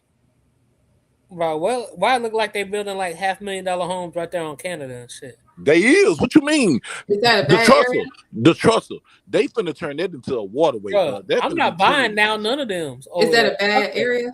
Man, they used to be. You walk right on the other side of that hill, you're gonna find a body dumped over there. That's what they're doing over here in Tampa. They still got people. I was like, who is buying? It ain't nobody natively from Dallas buying. No, people that's not from here. We know better. Like, hell no. Right. That's We just I don't even fuck around in West Dino like that, for real. yeah. Hey, But some listen. streets we just don't even walk down. Over there on Literally. Canada, I seen somebody outside running at 3 a.m.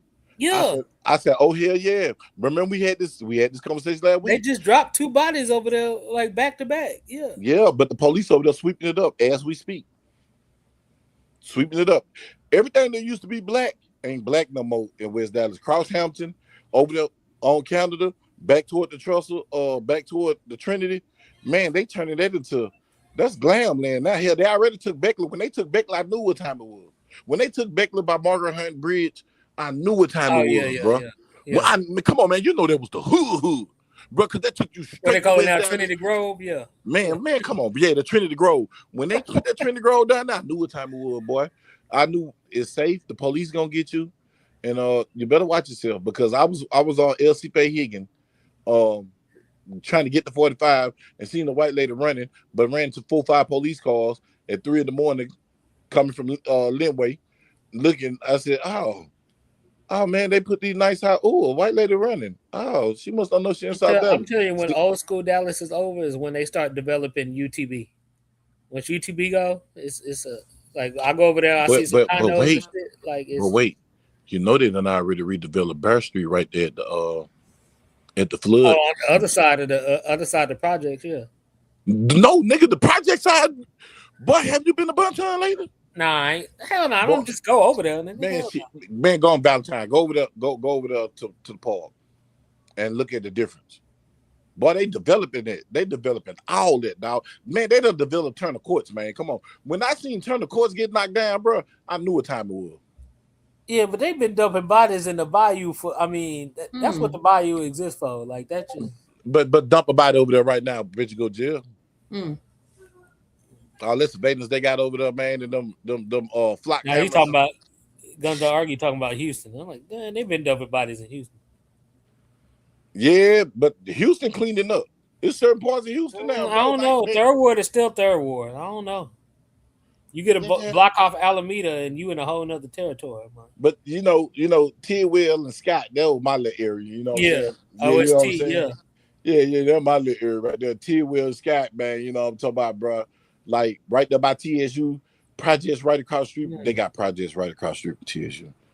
Oh Lord. I have not spent hours up on TSU. Never mind. Yeah, just just leave alone. Happy birthday, Tank. Happy birthday, Tank. Happy born day, Tank. Happy born day. Yeah.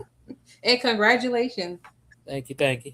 Look, I'm here. You know the hater. I see your little Instagram post.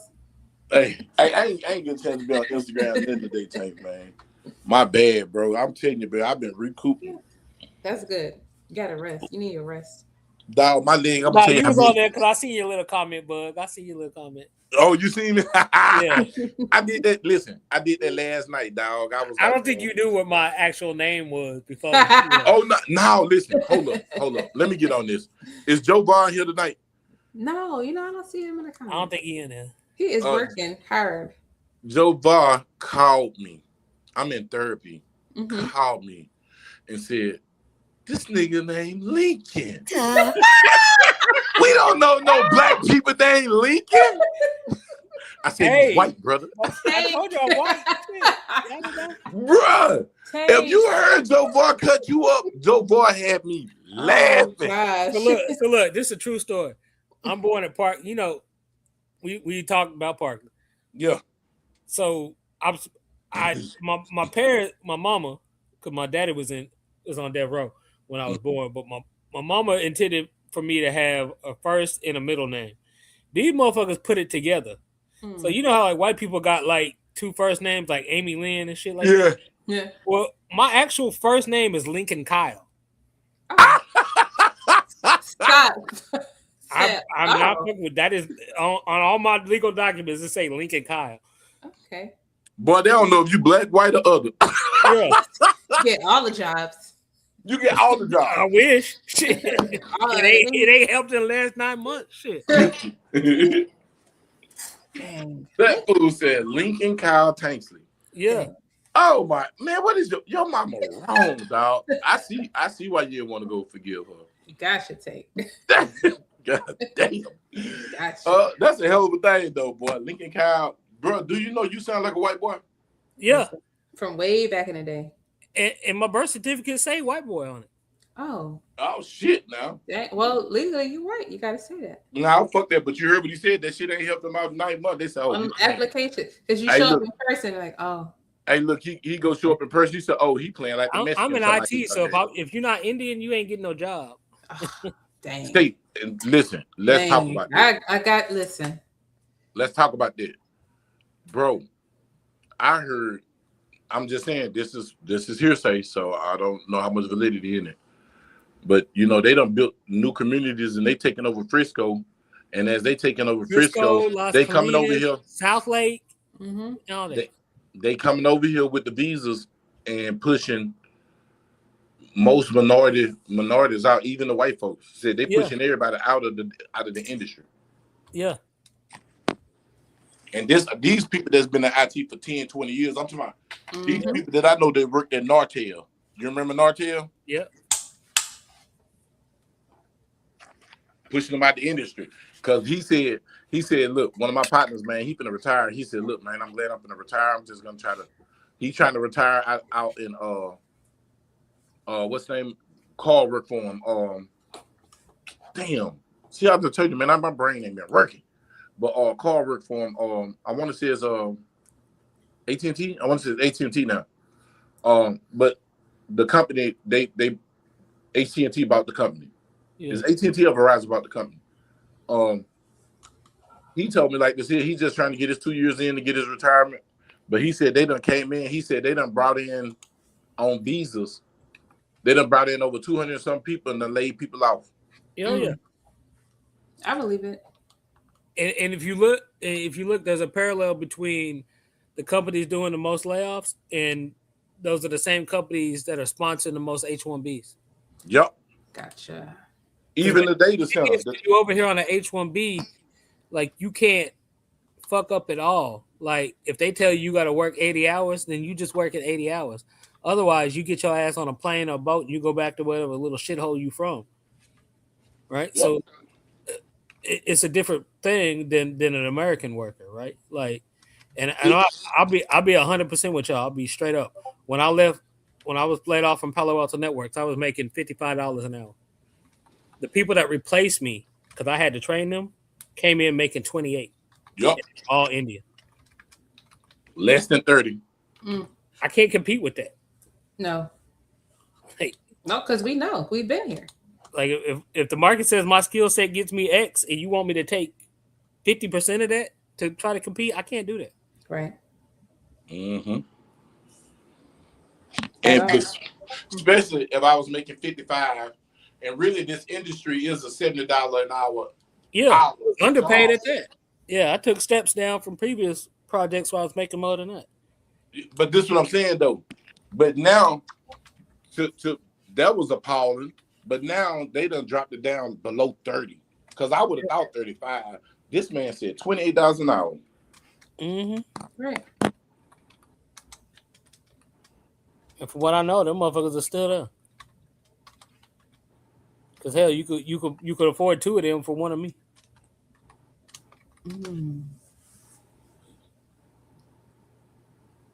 It ain't AI. It's Indian intelligence. That's what's replacing people in IT.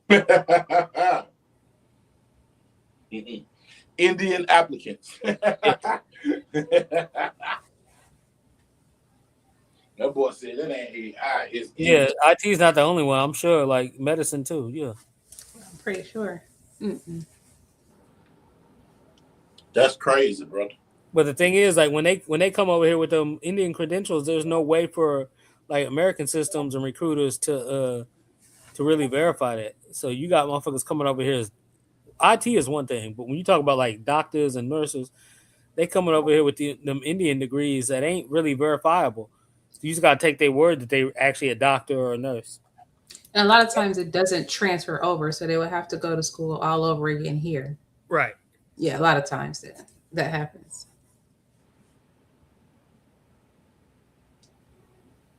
Guns and argue said IT and pharmaceuticals. Yeah, but when they're willing to work for $5 an hour, Because they don't know. I don't Well, think they because know. I mean, if they equate it back to where they from, that makes Mm-hmm. them millionaires basically on the scale of where they from. So why wouldn't they take it? Correct. Correct. Yeah, that's crazy, brother. That's crazy for real. But Dude literally told me he could go back to India and buy a whole ranch for 65K. House, land, all that. 65K flat. And he ain't paying no taxes on it. That's straight out. Right. They don't do all that over there in other countries. What's that gonna get you anywhere in America? Nowhere. Not a damn thing. Right. Right. Areas you may not want to be in. Middle of Nebraska, that still ain't getting you shit. Literally, we got yeah, no. but this what kills me. Why can't they come over here and pay no taxes? And hell, we can't get no reprieve. Yeah. It's the law.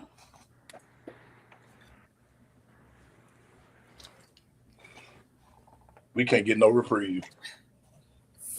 But then we want to say, well, millionaires and billionaires don't pay their fair share. Now A1 visas don't pay. Right. But there ain't no fair share. Like I just don't understand that argument. It's literally the argument that says we should give crackheads more crack. Like it's crazy. Right. Like government is addicted to taxes, and so when you say that these people ain't paying their fair share, you're saying the government should get more taxes. That's literally let's give the crackheads more crack. Like that's fucking. I'm a high school dropout from Oak Cliff. If I can see that shit, nigga, I'm sorry, I can't. Nah, that's not an advanced level thought process. Like, come on. Mm-hmm. Understood. One city, the city of Dallas, has a $1.4 billion annual budget. Not million, billion. And look at the city of Dallas. What the fuck is we getting on ROI for 1.4 billion annually? Nothing. And motherfuckers have the audacity to say, well, if they just had 1.5 billion, the streets would be paved with gold. Get your dumb ass out my face. Oh, can't add ass. Oh, man, see, stop. Boy. Look here. And that ain't a left or right argument. That's just you a fucking idiot argument. Right.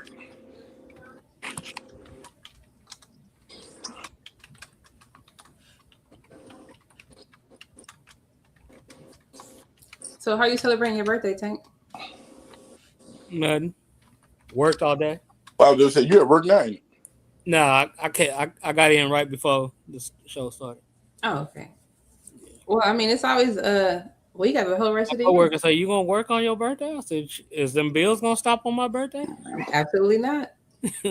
Absolutely not. They don't say you got a day off. They never say that. Right. They check on you monthly, consistently, and remind you. Mind you, I pay that cab lease daily, right? Like, they didn't like, oh, you ain't got to worry about it today. No, they didn't say that. Man, so you think Uber is better than driving the cab, or the cab is better than driving Uber? It's really about the same, honestly. It's two different mentalities, though, and I could see that it's like two different populations. Okay, because Uber rent you a car, and you will have to do like $400 a day or something like that to pay for your car and get you a profit. Yeah. I've checked into that too, but yeah. But honestly, it come all out to be the same. Really, what you put in is what you're gonna get out. Okay, got you. I got you now. So and people are like, oh, you do this, you do that. Yeah, I get it out the mud. Like I don't understand. Like I'm bringing that same street hustle ethic to it. Like, it's like selling rocks. The body is the rock. It's literally the same. That's why when I got out of that life and I started driving a cab, I had so much success is because I was already geared towards that. It was like, oh, you need to go do this run. Oh, okay. Yeah. You need me to run you back and forth for this club. Oh, and you trying to throw it so you don't have to pay? No. This business right here. Come up off my shit. Yeah. Boy, look at him. See that? But sound like he's slanging work on Keystone Yeah. Pope back in '86. Yeah. It's the exact same mentality and shit. You know what I'm saying?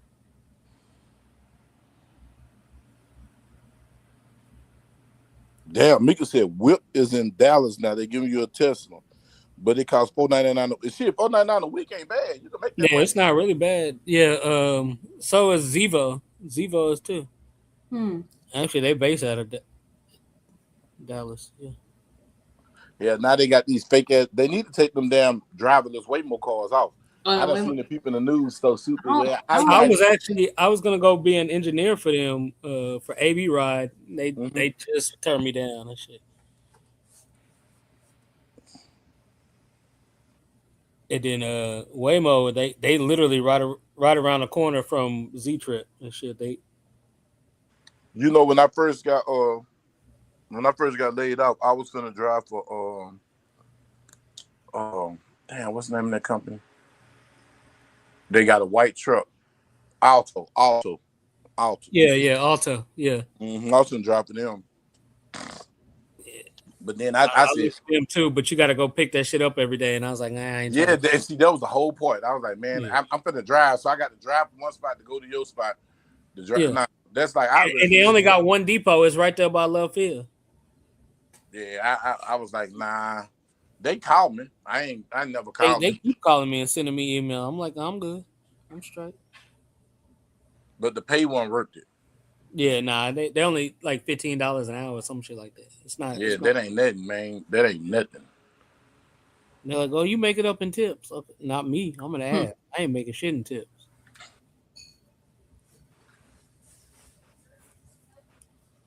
But see, I'm gonna tell you what I was thinking about doing. I was thinking about doing that. Go to Premier and do them private shuttles. You know, they do this shuttle from Dallas. I'm looking at that now. I'm talking to a dude because I thought you had to have like a CDL, but you don't. No, you just need a regular driver's license. Yeah, you just need a C class. Yeah. Yep, you got passenger endorsements here. You got the license, Especially with the World Cup coming. Shit. See, yeah, Right. Because them teams is already here. Mm-hmm. You know, they got to get set up and get practice facilities and shit like that. So them, at least the administrative parts of them teams is already here. And I've already been. I showed. Look, I was. They staging at what's that shit downtown convention center, Dallas Convention Center. And then I'll be taking people from Convention Center out to AT&T. That's a nice little ride. A lot of traffic. Straight 30 action. Yeah. Yeah, but that 30 right there, picking up at the convention center, that's right there coming into the Mixed Master. That traffic sucks. Nah, it's easy right there because now they got that little Oh yeah, they did. They changed it. You can jump right on it. Yeah, jump right there. Yeah, from Cadets, you can jump right on it. You jump on 35 to 30 right there.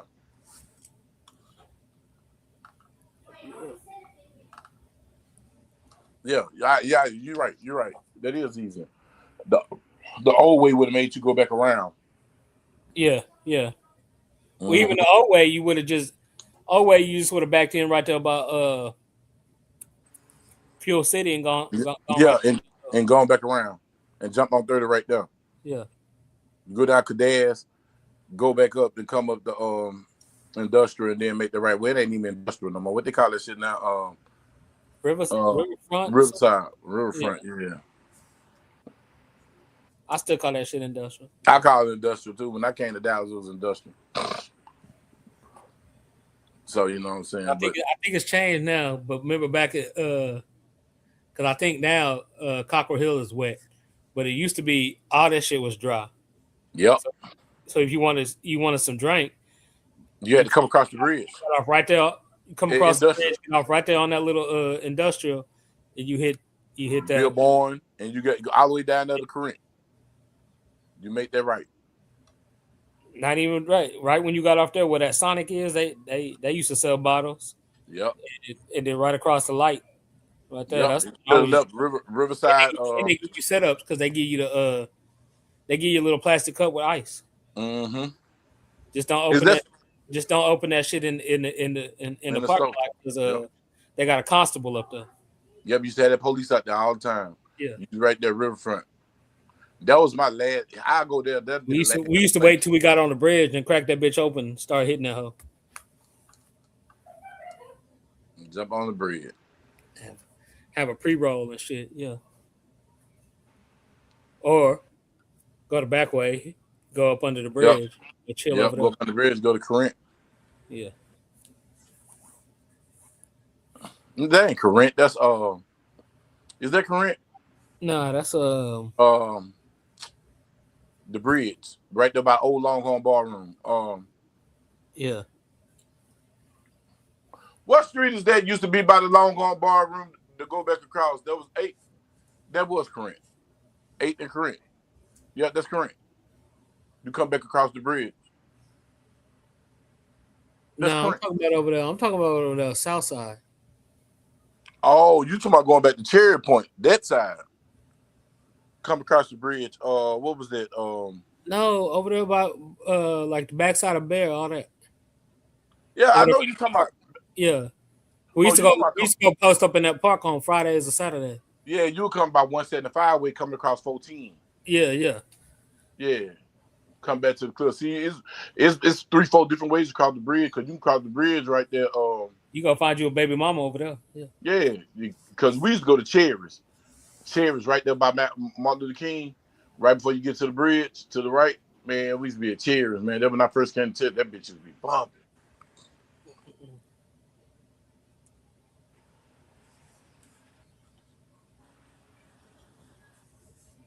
He said you can make that money if you do that ride share and deliver. But say, y'all ain't noticed something though? To make old money you used to make within 5 hours, you got to work damn near 2 jobs for 8 hours to 10 hours to make the money you used to make in Just to 5 make hours. it. Just Yeah. Just to make it. Just to make it. Like it's like the society is set up now. Like it's set up right now, just to make you spend all your time trying to make money. You don't got time for yourself.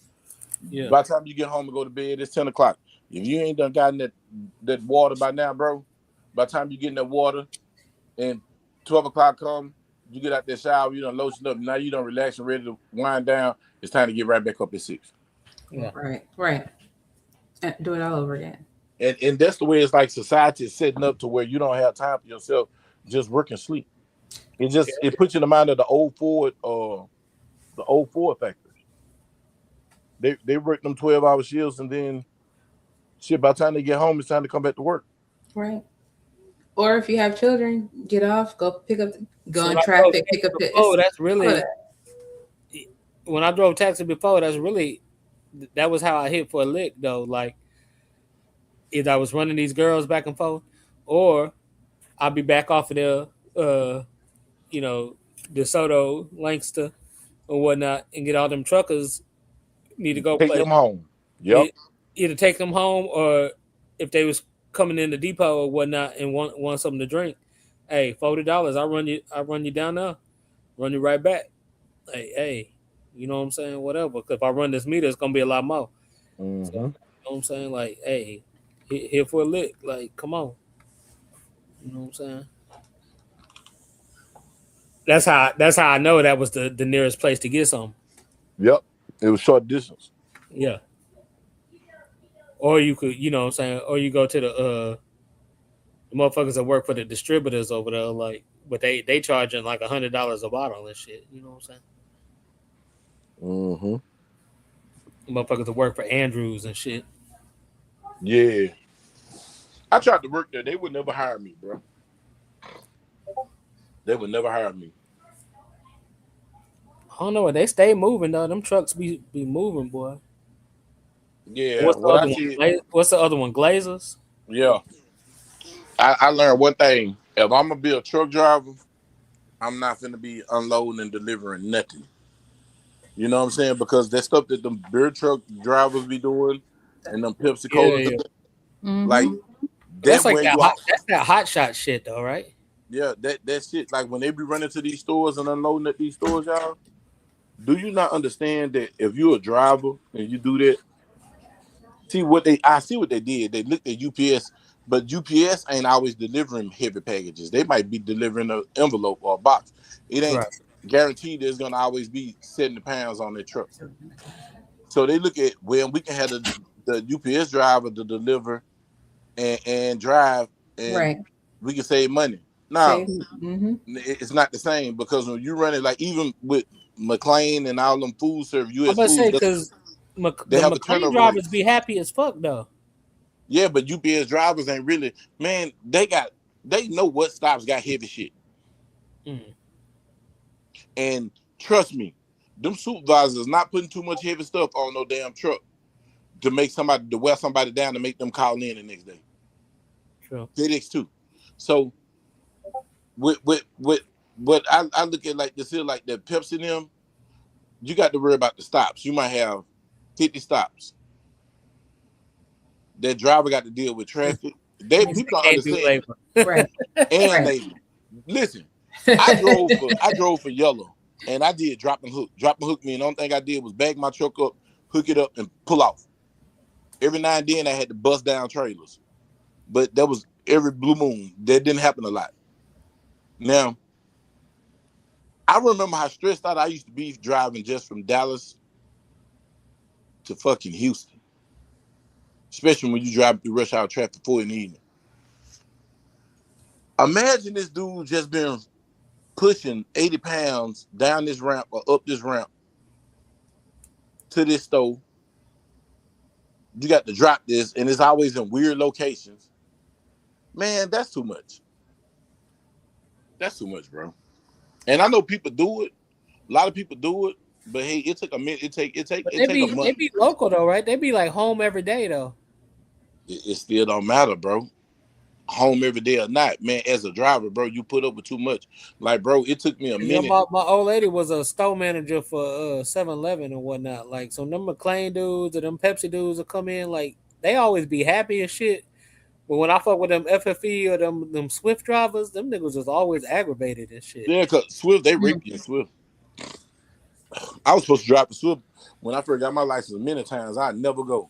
They I'm not still going. around? Are they still in existence? They Yeah, they still still around? exist. Hell yeah, I don't they know the how, but biggest. yeah, because they Man, take they bought anybody. up everything. Hell, they bought up Dick Simon. They bought up a lot of companies.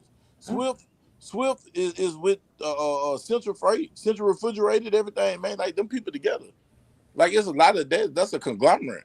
Like Swift The everywhere. only OTR dudes I know that was actually happy that looked like they liked their job was the ones over there about who's the ones that do the shit for Walmart.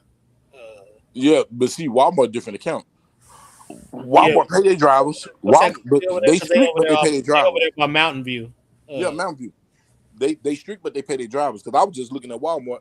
All I'm thinking about is getting my leg right, and I'm finna make a power move because it's gonna start off low, but because of where it's at, I know I'll be making 6 figures. I'll be making 6 figures within a year, probably less.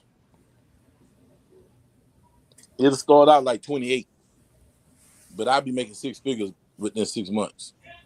Mm. And then, you know what I'm saying, I'm gonna have to relocate.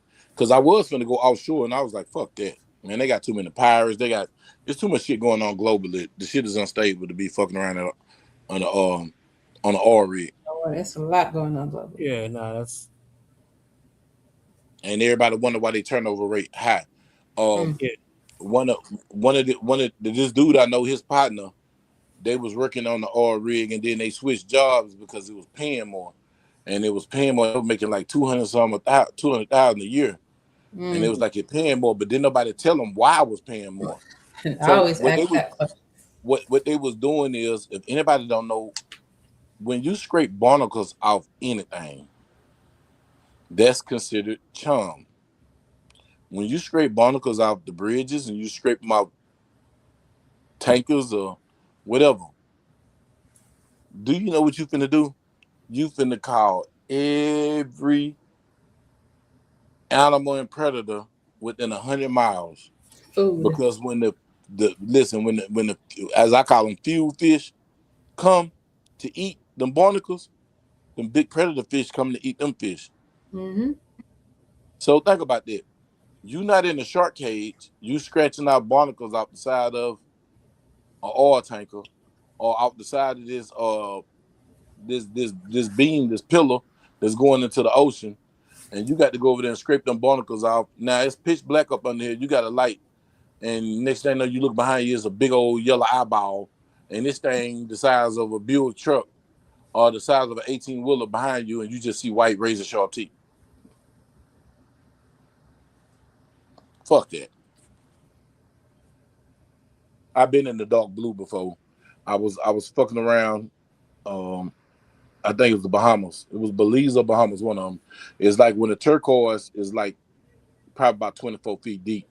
And then this is when the turquoise stopped and the blue start, the deep blue. The deep blue is the ocean.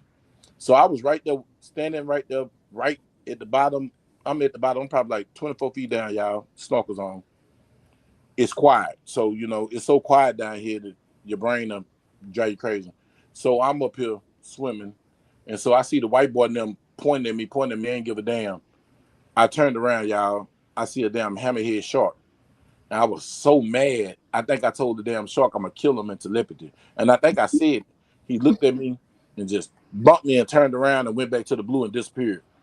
Man, when I tell you I got the fuck up out that water, man, Meek and them was like, what is wrong with you? Nigga, you could have seen my heart beating out my chest. You hear me? I was like, man, I ain't playing with that dark blue ever again. That's why they was like, yeah, man, you can come out here. You're going to be maintenance tech. Hell no. Drive trucks. Hell no. Hell no. See, I'm not going to go out there. The shark is friendly. Yeah, shark's friendly until you fucking eating, until you around their food supply. The fuck? Okay, so they say shark's friendly then. Well, why the fuck was sharks fucking attacking boogie boards? Because the boogie board look like a seal from the bottom of the ocean. You feel me? You on top of a boogie board trying to paddle, you look like a damn seal. Oh no, fuck that. I like the water, but I don't like the water that much. You hear me? Yeah. Hey, you can make 200,000. It's a reason. Just like with these chemical plants. Ask questions. It's a reason why you can go work at Pennzoil and make 100,000, 150,000 in the city, or make $60 an hour, because they ain't telling you them chemicals that you're around gonna give you cancer in 20 years, and you ain't gonna be able to enjoy none of that money. I haven't met no dude that worked at an oil refining plant that lived longer than 30 years, or worked at 30 years and was able to retire. Yeah. Wow. And if you think I'm lying, go to Beaumont. Beaumont got more oil refineries than damn near in the city in Texas. It's stinking Beaumont. Yeah. Because of the refineries. Man, please. My partner was just working on a refinery down there in Beaumont, Alabama. Port Arthur, all that down there. He said, say, Bug, come on down here. I was finna great to go down there. Now he ain't down there. I said, man, why you ain't down there no more? He said, man, we was exposed to this chemical, man. So these people come tell us we got to go get a reading once a week. I said, you got to get a reading. Then they wear them chemical things that we used to wear in the oil field. And so I was like, man, oh yeah, hell no. Yeah. Hell no, nigga, I'm already dealing with my own shit. Right. Fuck all that. Dealing with my own shit, man. I don't got time for that. I don't have time for it. At all. I don't got time for it. So you ain't buy you nothing for your birthday, Tank? Nah. Me and my son had pizza. That was about it.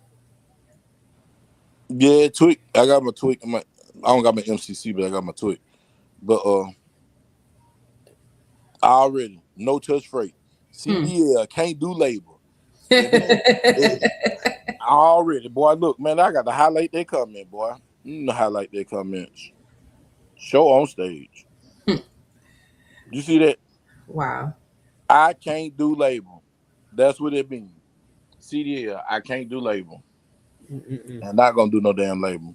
And I got spoiled because I thought all companies treated me the way Yellow treated me, and they didn't. Yellow had me fucking spoiled. Then I tell the motherfucker, I when you work for, I worked for Yellow for the last 3-4 years. They was like, oh, okay, well, can't match that. Man, listen, the man told me they want you to do labor. That man said, well, now. He said, what you do? I said, I drove LTL. I ain't touch freight. Well, we'll give you a call. I said, okay, then. They give me a call. Yeah, them motherfuckers didn't give me a call back. Then they'll send me an email. Well, if you ain't found nothing, we got this position, but not gonna be like I got an email now. I wish I can share my email and show you what this man told me. He said, no, it's not. He told me to go to Virginia, from Dallas to Virginia. I'm looking at the miles, and I'm looking. I said, so how much you want to pay? We gonna pay $15 an hour. I said, no, that's going out of state. We can't do hourly wage out of state. We need to do miles. Because let me tell you a secret. I learned this from Yellow. If I go from Dallas to Houston, almost, right? On miles alone, there's 300 some miles. On miles alone, so you can do the math. Do the math, Denise. We're going to do the math. I was getting paid 70 cents a mile. So you do 70.70 cents times 374. Yeah, it's a little over 200. Yeah, 260. All right. Now, that's $200, right? Yeah. That's for going to Houston. That's 4-hour drive in the truck. Now watch this. From Dallas to Houston at $15 an hour. How much did I just make going to Houston? $60. Yeah. Now, he want me to drive from Dallas to fucking Virginia for $15 an hour. Who doing that? Like in the, like man, just real life? I told that man, he talking about, yeah, you can be home by there. I said, man, ain't nowhere in West fucking here. I'm finna drive to Virginia, on that side of Virginia, and be home in the end of the day and have enough hours to get home for $15 an hour. Man, you robbing. I said, y'all robbing paying $15 an hour for somebody to go over the state line. You can pay me $15 an hour to drive around this bitch and not leave the Dallas Metroplex area. Yes, but I'm not finna go past Fort Worth, past fucking Grapevine to make $15 an hour. Man, is you crazy? I was like, man, these people crazy. I said, oh, nah, man, you have a good one, dog. I can't do that. I knew you weren't gonna do that. You was a yellow driver, yellow. We ate.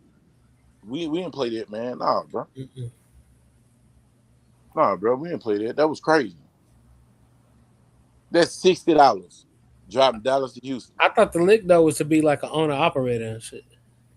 Yeah, but the game done changed so much now that if you own an operator, if you don't know how to dispatch, or if you don't got your broker license, bro, so you can be the broker and the driver, you feel me?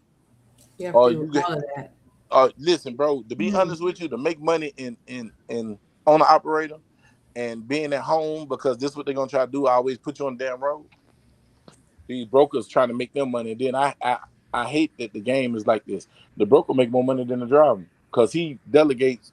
Say, for instance, Denise want to send a package to Phoenix. That's a 2-day trip.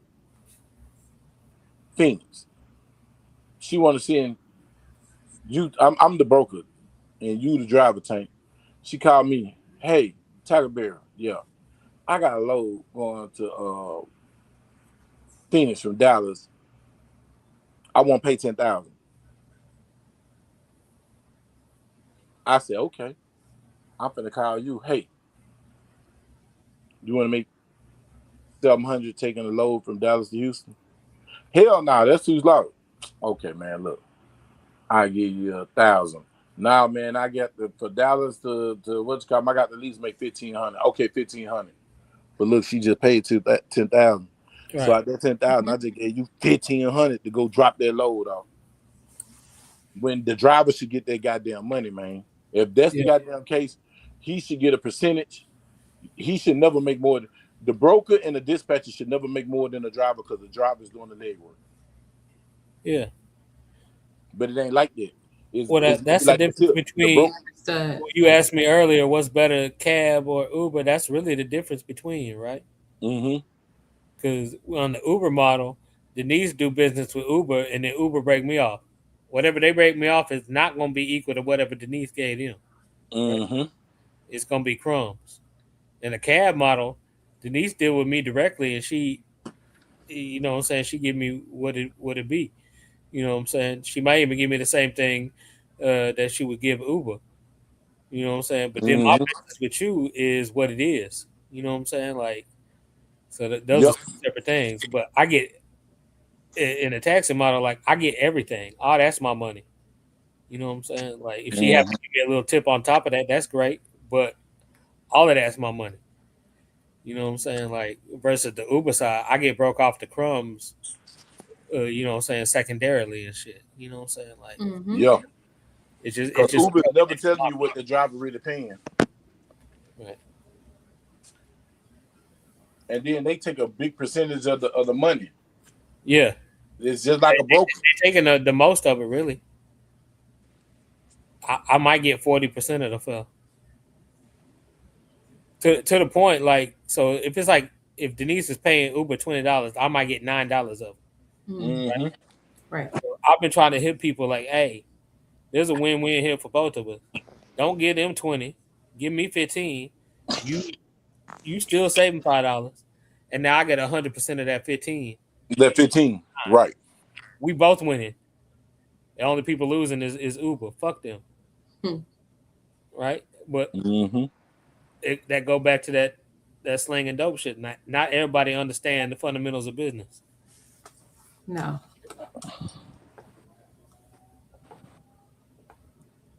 Yeah, he said, what about duration?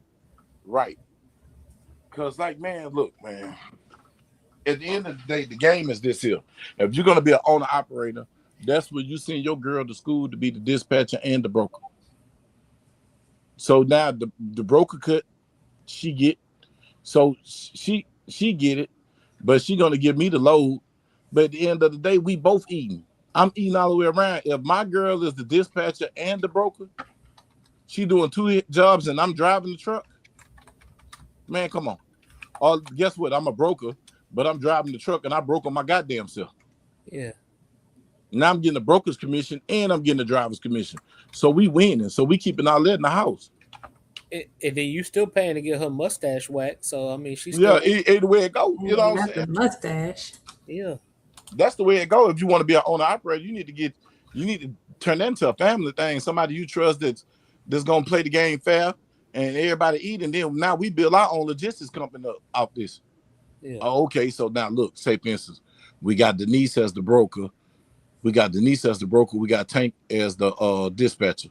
So now Tackleberry driver. Now what we can do is get Tank's son as a driver. Now we can do is get your daughter as a driver. Okay, now we got 3 trucks. Now, okay, let's go get 2 more trucks. Now we finna run it like this here. Them places we looking in the market, seeing where people don't want to go. Now we got somebody that want to go there. Now before we know it, we got us 10 trucks. Now that's a fleet. Right. Now it's time to buy a mechanic. Who we gonna find as a mechanic to pay the work mechanic 24 hours? Now let's buy a space. Right. That's how companies Mm-hmm. grow, man. That's how Swift grew. That's how all these companies grew. They Yeah. started out as two-man operation. Hell, look at Daniel Defense. He started off in a damn garage. 1-man operation. Now look at him now. True.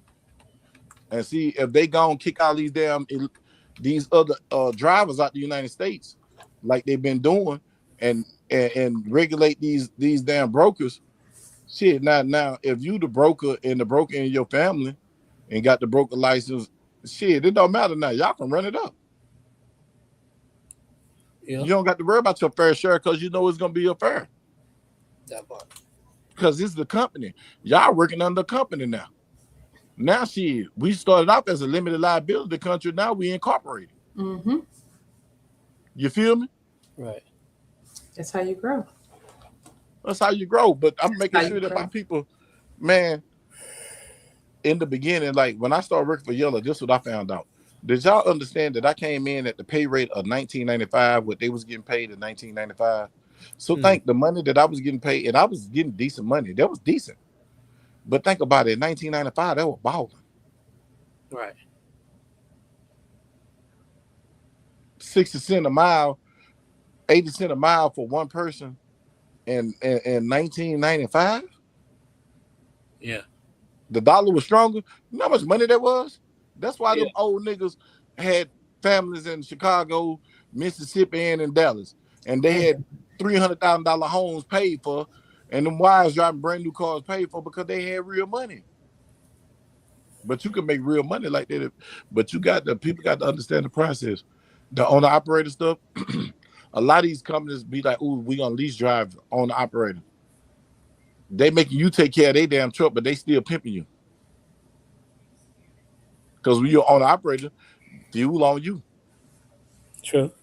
Fuel on you. Maintenance on you. When you break down, you got to have that money ducked out. You got to have 50,000 ducked out because you don't know a motor can cost you 20,000. Right. You got to be able to pull, you know what I'm saying, pay loves when they pull up on you, the mechanic. You got to have a car for that. So, but the owner operator stuff, y'all, if you ain't really trying to box it in like that, make your own company.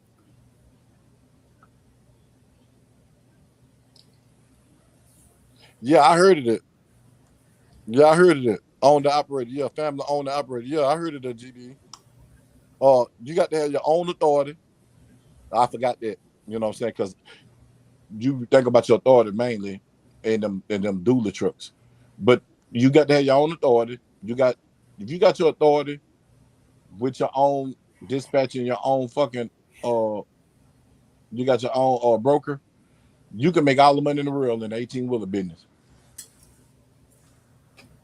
And especially if you done built the broker that know some people because that's how it is. All you gotta do is know people. Give a call. Hey man, we'll run that for this. We'll run that for this. I don't even know if you need an 18-wheeler. You can just get a dually and a flatbed and just do that shit. Yeah? Well, a flatbed, yeah, but the dually game has been is kind of right now. It's kind of like the dually game is oversaturated. Yeah, see, just like right now, the trucking game oversaturated. Man, these motherfuckers called you talking about $500 to run from Dallas to Florida. Man, you better. And these niggas taking these loads because they need money, and then don't realize by the time they take the load and get to Florida, they ain't did nothing but just got gas. And then you can't eat. Oh, that's not because they living by the old term. If the wheels turning, money earning. No, it ain't. Just because the wheels turn don't mean you money earning. Sometimes you can be burning money turning them wheels. Man, I got a home girl. She's on an operator, but I don't know what's up with her dispatcher and her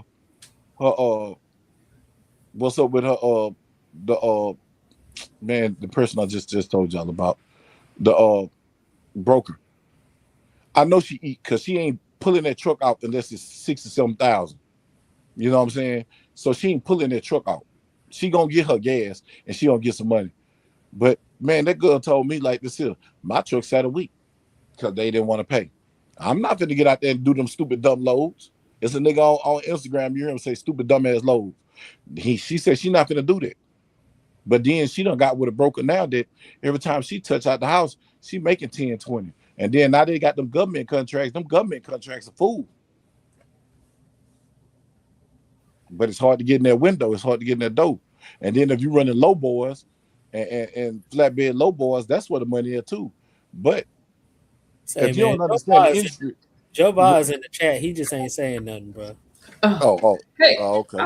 Hey, I said crack. I said something about crack a few minutes ago. Why he don't send me a Instagram message about crack? Come on,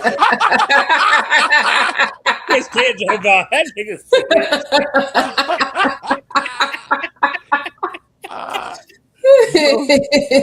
He's trying to help you out. Joe Bars roasted you so hard, Tank. I was laughing. He said, "Nigga can't say nothing to me named Lincoln." Said, "Look, that's what his mom got pregnant in Lincoln." I said, "You know, girls named Portia." You know what I'm saying? Oh my God.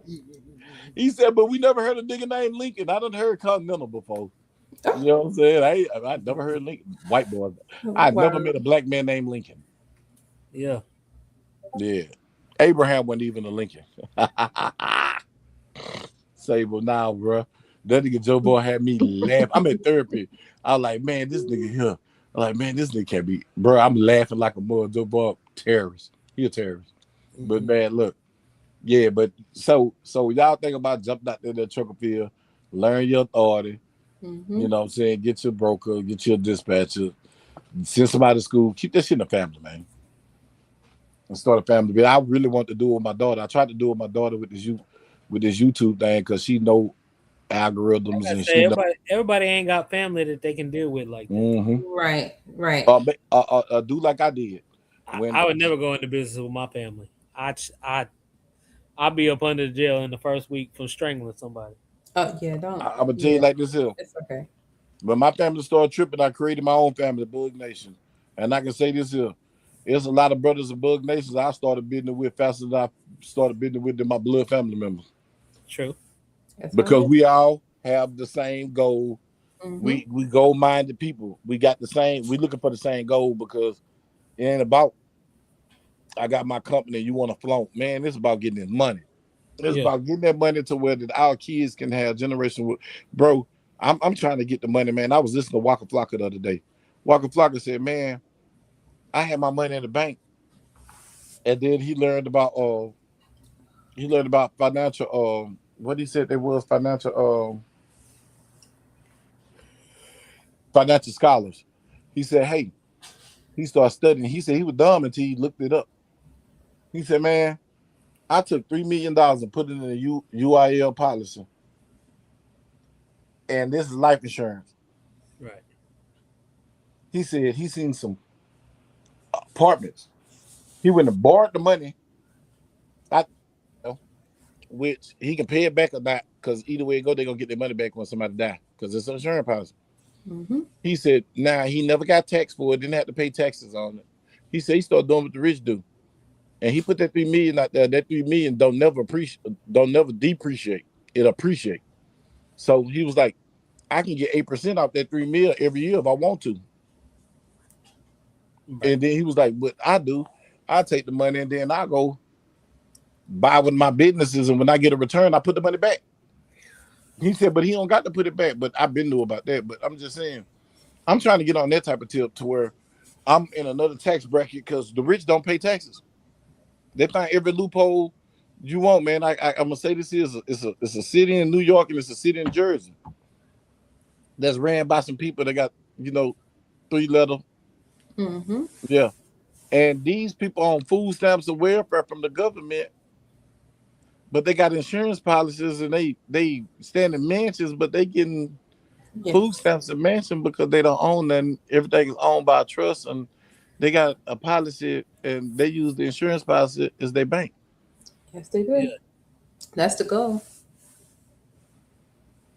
And I'm trying to find like-minded people to put myself in that position. But I at least want to come to the table with a substantial amount to say, hey, I'm ready to not to play. Because think Well, about that man said, you got 3 billion. though for generations though, right? Or Mm-hmm. for decades at least, right? Because like, Mm-hmm. who said like I got a detail shop to cover all the money that I make? You know what I'm saying? Like, Mm-hmm. so we been known about that. You know what I'm saying? Like, we knew Johnny Dang was dirty and shit. You know what I'm saying? But you see all the money he and Paul Wall made, Mm-hmm.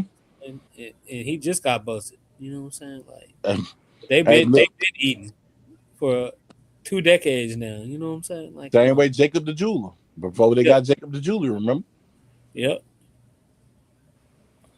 I knew when you start hollering the nigga name and put them in rap, they want to be seen. Mm-hmm. Hmm. You was flying up on the radar, making hundreds of millions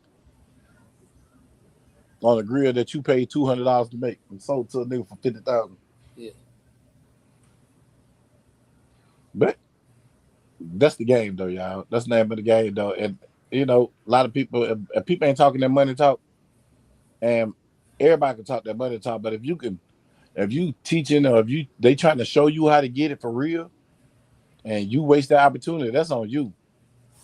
But that's what basically you need to try to. If a person ain't trying to get generational wealth right now, the way the world going now, bro, I don't know what to tell you. Because if you ain't got no money, money is a tool. And Dave Chappelle said it good. It's a good tool to have at your disposal. Because when you live in a survival state compared to living life, them two different types of living. Yeah. You know what I'm talking about, Tank. You've been there, done that before. Yeah. And But I think you transition again. also gotta you also gotta teach the next generation too. Like we talk Yes, about please. obtaining generational wealth or whatnot, but like the breakdown of that is if your if your prodigy, if your lineage is fucktarded, because I'm gonna use the example of Jay Prince and his son. His son Hmm. tend to be a fucktard. You know what I'm saying? Like that nigga is fucking up everything his daddy done built. I feel like I feel like that's that's by design from an outside entity infiltrating him Maybe. because he was the one that stayed in trouble. You feel me? You're He the right. one went to the Fed. His dad never went to the Fed. Right. His daddy beat him twice. Right. And then all of a sudden now you doing dumb shit, knowing that you went to private schools and this shit you trying to act like you hard. I ain't jazz friend. But then when people get into it with you, they wind up going to prison. Right. Shit, what kind of pull you got? What you got going on, homeboy? Hmm. Right. Which your daddy named this shit rap a lot. You named your shit mob ties. Like, come on, bro. What is Wow. you doing? Hmm. Everybody know what the mob was in Yeah. Houston, up under the original. You know what I'm saying? Up under Rap a Lot. Hell, why the fuck you think they stopped trying to kill Tila? Mm. Shit, when Tila went to Rap a Lot, you feel me? Yeah. Why you think MJG and 8 Ball got their money when they went to Rap a Lot? Yeah. When they moved from Memphis to Houston. That was the reason. See, that's the old school stuff. You know what I'm And talking about? Pimp and Bun wasn't even technically on rap a lot. They But wasn't. you know what I'm saying? He put it out there like, hey, stop fucking with them niggas. And you see that's when they started to rise. Hmm. Say, I'm just saying. But see, daddy words mean something. That son words don't mean nothing. Yeah.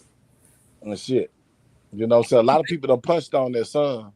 So I'm in Houston one day, on the corner, pushing final call, and a car roll up. It's Face and Jay Prince. You know what I'm saying? Like they sit there and talk to me about 5 minutes or whatnot. You know what I'm saying? Like they just cool down to earth ass dudes, man. Hey man, them people can go anywhere. Them bum beat can go anywhere in Houston on face card. You Yeah. hear me? On Houston. And if you didn't know, say man, you don't play with the daddy. The son Yeah. you the son you play with, you don't play with the daddy. That daddy, shit. Jay Prince make a call and you, yeah, Man, say man. ain't nobody I done gonna seen it. right. Hey, I'm gonna put it like this here. You don't remember back in like there were like 2000 between like 2005, 2010. Zero was in tour with Jay Prince. Mm, He was in tour with Jay Prince. And Zero showed his ass one night in a club. Talking about put this on what's called tab. You hear me? right.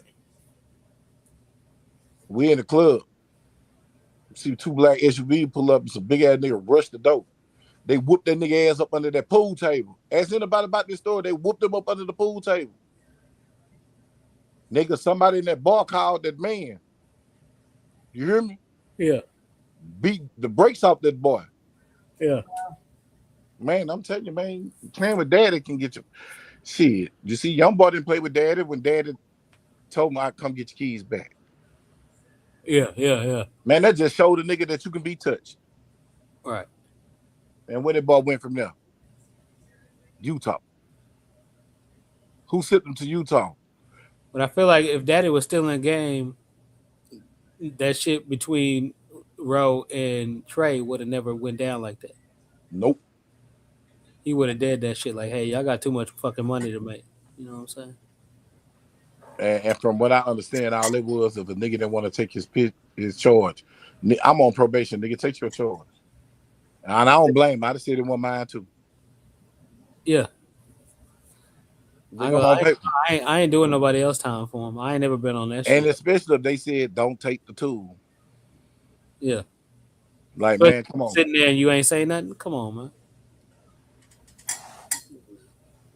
Man, I don't know. But I don't know. I was looking at everybody was talking about South Walker.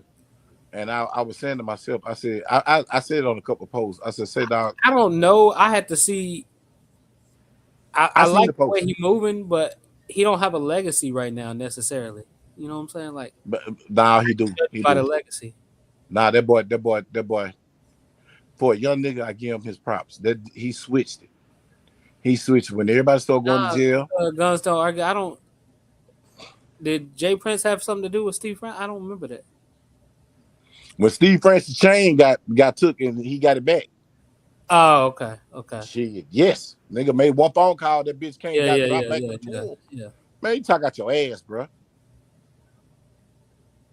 Say, man, that man connected to Chicago. That man had Larry Hoover on the Ghetto Boys album.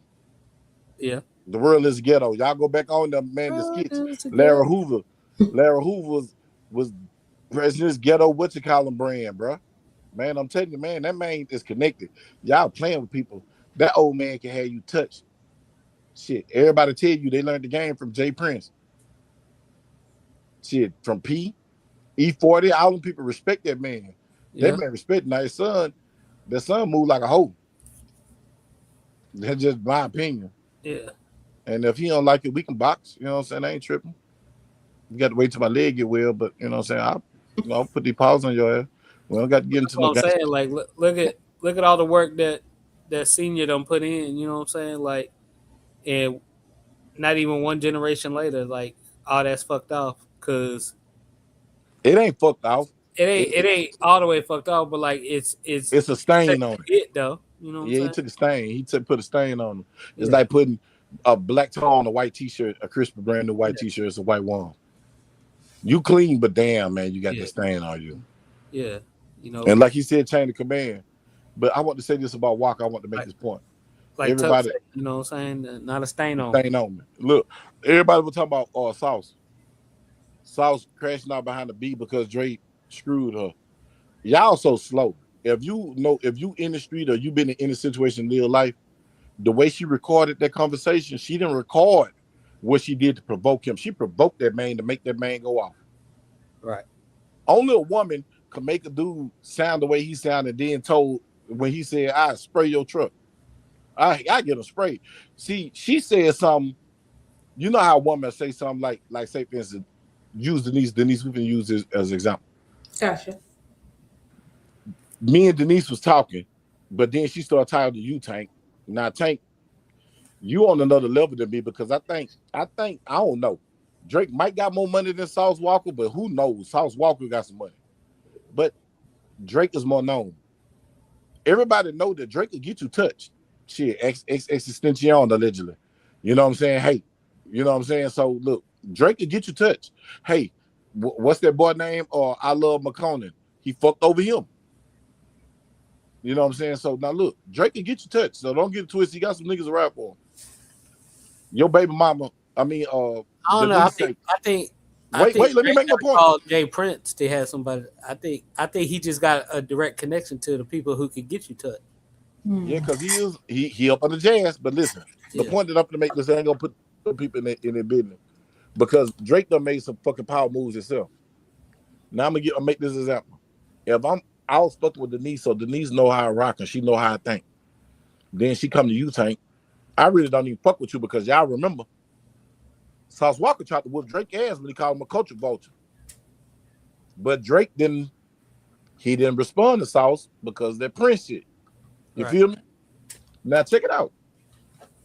If Denise know how to drive me, and what if Denise said before she started recording the conversation? Right. Drake get you fucked up. I'm with Drake. You can't do nothing else. Bitch, you got me fucked up. Bitch, I had Drake caught shot up. Ho, don't play with me. The same way I got you jumped. She made him incriminate himself. A bitch will do anything to hurt you when she already know that she really Drake just fucking, but she know when Drake stop fucking, it ain't no more bad. Sauce took care of you. Sauce made you. Honestly, I think you see the same dynamic play out in that Tory Lane shit too. Yeah. You see how they fuck Tory Lanez and the girl lied on him.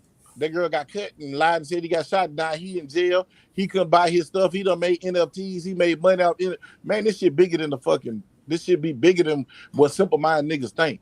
They think it's about some pussy. Man, that shit beyond pussy. That man don't give a fuck about no pussy. That man get any pussy. Man, that man be in Dallas, man. Man, I remember that boy used to be up at Rudy's Chicken with motherfucking Freddie B, nigga, they was at Rudy's, nigga, with no security. That man be in Dallas. He can fuck anything he want, man. He can fuck from the baddest bitches to the ratchetest bitches. That white girl fine, but he can fuck fine a bitch. The dude is a P. The nigga got the vocab and the understanding of manipulation. You know what I'm talking about? Like, y'all niggas lame. Just because niggas, I noticed something. When I seen everybody post, it's like people put their circumstances on other people and then they try to project using the situation. I don't see it as him crashing out over no woman. I think it's bigger than that. I think that woman provoked him and she knew she was gonna fucking fuck over him. And who's to say the feds didn't get her to do that? The feds been investigating TSF, trying to make them a game. Right. Everybody forgot about that. The boy was on the news in $1 million fucking gated community talking to the news with Bo Wrestling's head, tell them TSF is a record label, it's not a game. The fans have long memories. Man, it's all type of, I don't know. My brain, I'm just a skeptic. I question everything, bro. And I look at, and I know women, and I know bitter women, and I know what bitter women are doing. Then I know how niggas respond. Only certain people can get certain responses out of certain people, bro. And if you listen to the way he made that rant was in reference to something. It's just a someone played, but people so one time track minded that they just thinking he mad he fucking that woman. That man don't give a fuck about him fucking that woman. Who's to say he didn't tell her to go break that nigga? Right. And then if that dude come out and you make it sound like that, now you done got him on a whole nother case. Instead of fucking terroristic threats and shit, now you got this nigga on organized crime. Now that the RICO can pop in. Because everybody know anything about selling pussy in Texas is if you get two, oh man, bro, they can send you the way for the rest of your life. Look up the fucking statute. Look up the criminal code. I don't know, man. I'm just smarter than the average bear, and I look past it. I just said there was some just say it's bigger than that. It's bigger than that. And a woman that don't got nothing to lose and she trying to gain, I can take you down and then you my baby daddy and sue you. And before you go to penitentiary, make you pay child support and get half your shit that ain't earned. You feel me? True.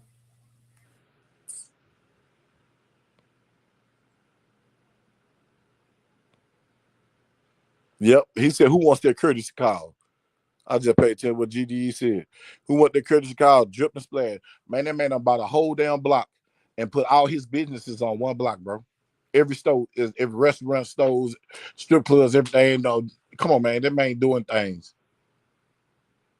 And right there in Houston. And then these dudes don't have to leave Texas to make Europe money. Yeah. Nigga, a baller in any little section, I'll pay him 100, 200,000 to get him to come to a club and show himself and make their money back that night. Yep. Times two. Charging $100, $200 to take a picture with this nigga. And you know how many people gonna do it? Man, come on, man. It's bigger than that. Like, people need to stop being so narrow-minded. True. They think small. You don't think outside the box. I'm out the box, dude. I look at it from all angles. Sometimes you got to, if you in the box, you can't see the box. You got to step out the box and look at the box. What's going on?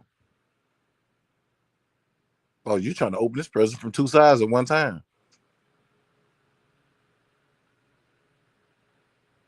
Are you opening it faster or you opening it slower by opening the two parts at one time? You get what I'm saying? Perception.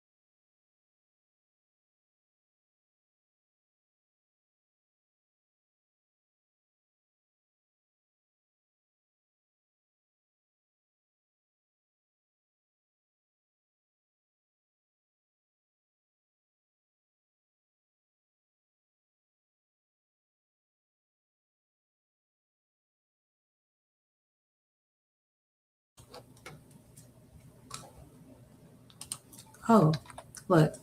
I guess he dropped out. Thank you, everybody. We're going to close out. Thank you, everybody, for coming to Wicked Wednesday. We just want to say happy born day to Tank. We'll still call you Tank. We won't use your 3 names, Tank. It's all good. Could y'all Happy hear me now? birthday. Yeah, we can hear you. Yeah, we're just gonna close out. Welcome back. Oh yeah, go on, close it off for Denise. Yeah, there's somebody call when I'm on the phone. You know what they do? They just knock me off. Oh yes, yes. We're just saying happy birthday to Tank. We're not gonna use his other government names. We're gonna stick with Tank. So Tank, have a great week. Everybody else, have a great. Don't do that. Have a great week. Okay. Thank you for tuning in. So Bug will drop information if we're gonna do Wicked Friday this week or not. Otherwise, we'll see you next Wednesday.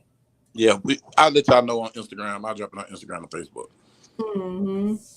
Yes. Thank you. Bye.